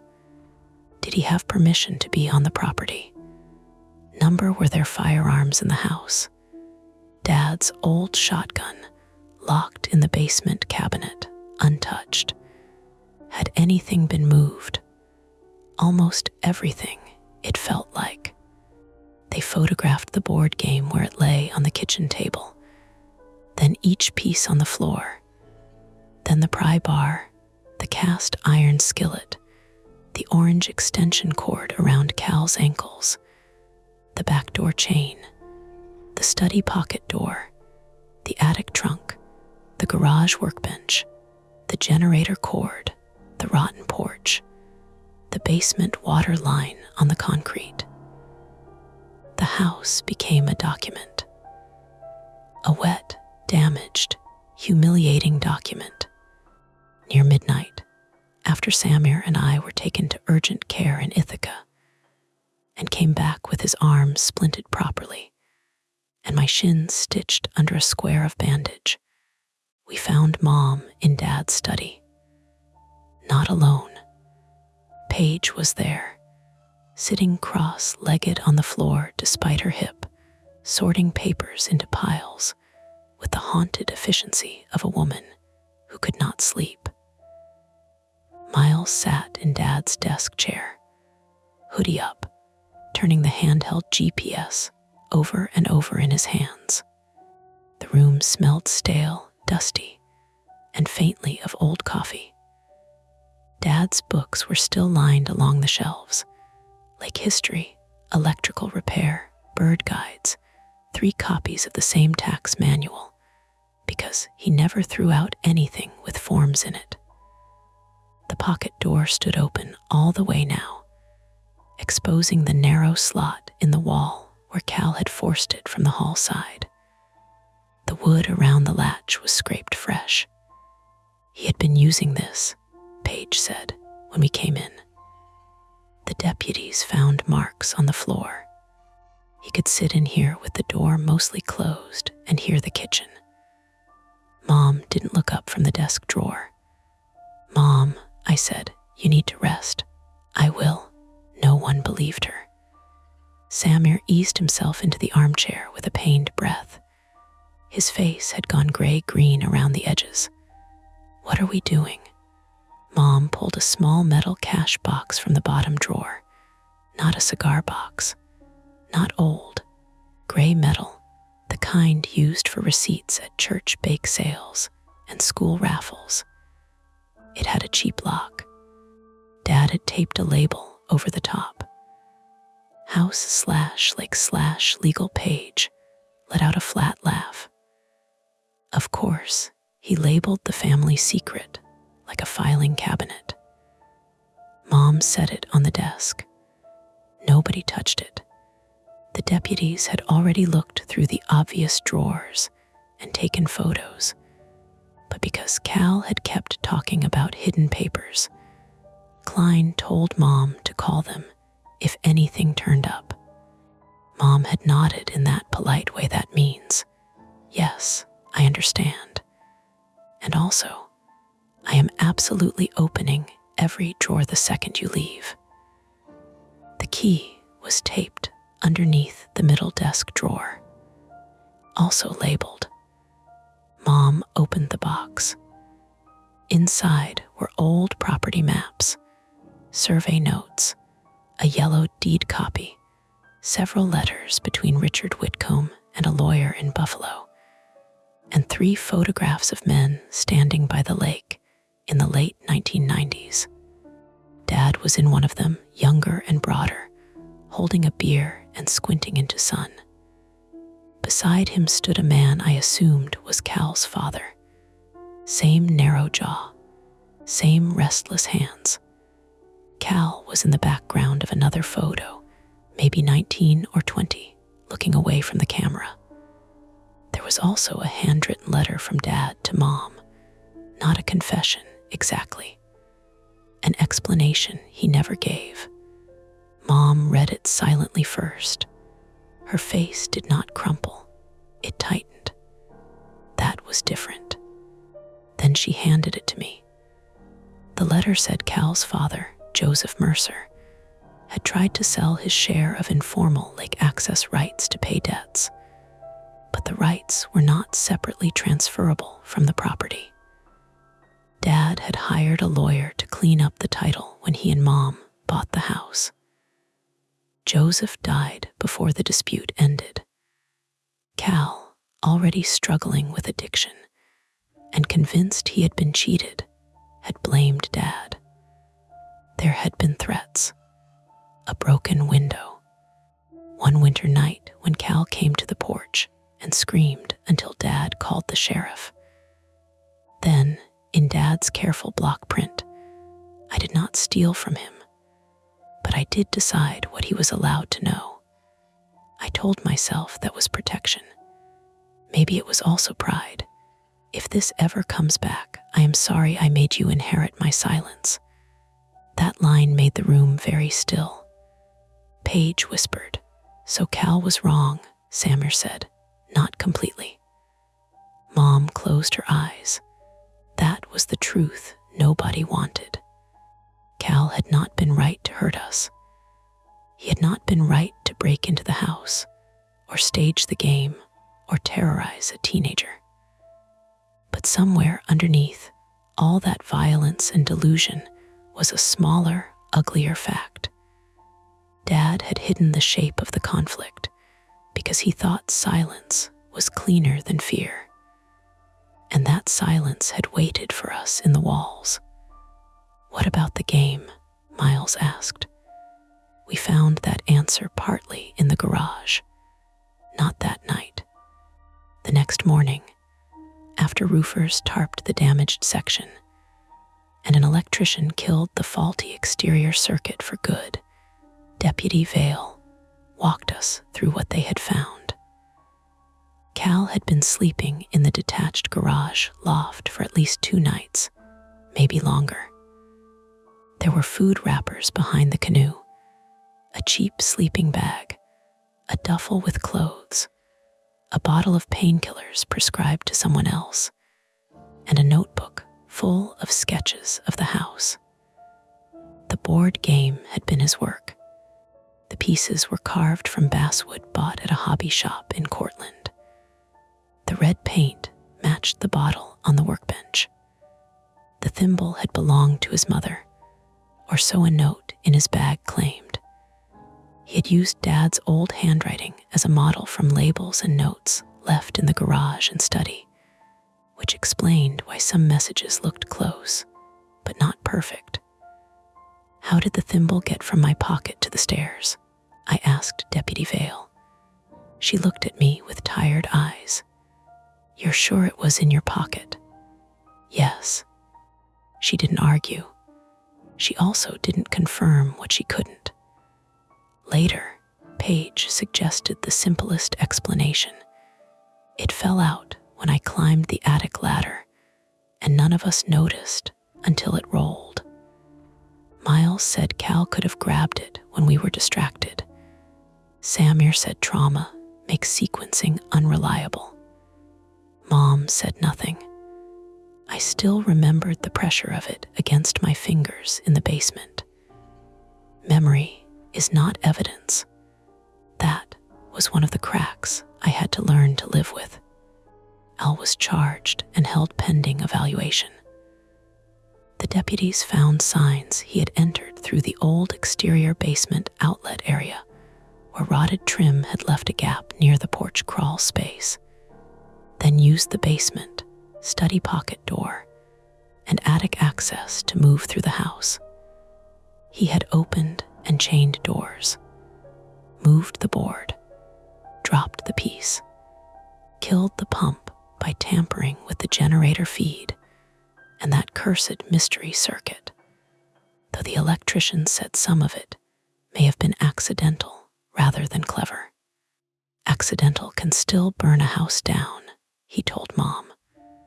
She hired him to fix everything he pointed at. By Monday, our family had become almost ordinary again in the way families do after emergency. Arguing over insurance forms, drinking too much coffee, making jokes with bruised faces because silence felt worse. Samir learned to do everything one-handed and pretended not to hate it. Paige named the orange extension cord the hero rope, and then threw up in the kitchen sink when she saw a photo of Cal's pry bar in the police evidence email. Miles stopped wearing the black hoodie for 3 days, then put it back on because, as he said, "I'm not letting some attic creep ruin my only personality." Mom stayed busy. Too busy. She called contractors, police, insurance, the lawyer named in Dad's papers. She packed the broken board game pieces into a clear evidence bag after the deputies returned what they did not need. She did not throw them away. She did not keep them on display either. She put the bag in a plastic bin labeled police/Cal/board game and slid it onto a shelf in the dining room where she could see it from the kitchen. That was Mom's compromise with fear. Label it. Contain it. Do not pretend it vanished. The last thing I did before Samir and I drove back to Rochester was help her close the attic. The roofers had tarped the leak. The trunk was empty now except for dust and a curled scrap of rubber band. The attic looked smaller in daylight, less like a throat and more like what it was: insulation, rafters, old boxes, mouse droppings, a place where people put things they are not ready to handle. Mom stood beside me under the pull-down stairs. "I should have opened his study sooner," she said. I wanted to tell her no. I wanted to give her a clean absolution because I wanted one too. Instead, I said, "Maybe I should have come home more." She looked at me then. The house clicked and settled around us. Somewhere outside, a chainsaw started on a neighboring property, clearing storm limbs. Ordinary noise. Rough. Useful. Mom reached over and squeezed my hand. "We know now," she said. It was not forgiveness. It was not enough. It was something. On our way out, Miles came down the hall holding the handheld GPS. "This thing still works," he said. Kind of. Paige, sitting at the kitchen table with an ice pack on her face, said, "Congratulations. You can now get lost like it's 2006. It has saved locations." Miles pressed buttons with his thumb. Dock, garage, porch, old well. Mom looked up. "Old well? There's no old well," Paige said. I stopped with my coat halfway zipped. Miles turned the little gray screen toward us. The map was crude, almost useless, but the saved waypoint was there in blocky letters. Old well. Coordinates somewhere behind the house, downhill toward the tree line. Mom frowned. Richard must have marked it by mistake. Probably, Samir said gently. Nobody suggested checking it. Not then. We were tired. We were bandaged. Cal was in custody. The pump worked. The roof was tarped. The police had the reports. The board game was bagged. The house had been returned, more or less, to the living. So we let the old GPS go back into the ceramic bowl with Dad's keys. Almost ordinary. That is the part people never understand. Afterward, you still rinse mugs. You still look for matching socks. You still argue about whether the thermostat is too high. A house can hold terror at midnight and smell like toast by morning. But for weeks after, whenever my phone buzzed unexpectedly, I pictured the landline ringing in that dead kitchen. Whenever Samir shifted in his sleep and his cast tapped the headboard, I heard the thimble on the stairs. And sometimes, when rain hit our apartment windows in Rochester with that same dry ticking sound, I would wake up thinking of the board's painted house, the little unfinished figure in the center, and my father's note. Do not leave the house until you know who put it back. We knew who put it back. Mostly. A month later, Mom called to say the electrician had found something while replacing the exterior outlet by the porch. Not a cigar box. Not deeds. A thimble. Pewter, dented. Red paint inside. He had found it wedged behind the old outlet box, packed into the wall with dust and dead flies, as if it had been there for years. Mom sent a photo. I stared at it for a long time. Then I walked to the junk drawer in my own kitchen, opened it, and took out the thimble I had brought home by accident in my coat pocket after the police returned our things. Same dent, same red paint, same scratched mark. I did not call Mom back right away. I set it on the counter and listened to the refrigerator hum, to Samir typing one-handed in the next room, to a car passing on wet pavement outside. Then I put the thimble in an envelope, sealed it, and wrote "Ask Later" on the front. Not because I believed in ghosts. I didn't. I still don't. But my father had been wrong about one thing. Some games do not end when the board is cleared. And that's the end of today's chilling tale. If you enjoyed this story and want more nights full of suspense, don't forget to hit that like button, subscribe to Mia Horror Stories, and turn on the bell so you never miss a scare. I've got plenty more stories waiting for you, so stick around and check out the other videos on the channel. Thanks for watching, and until next time, stay safe and don't look behind you.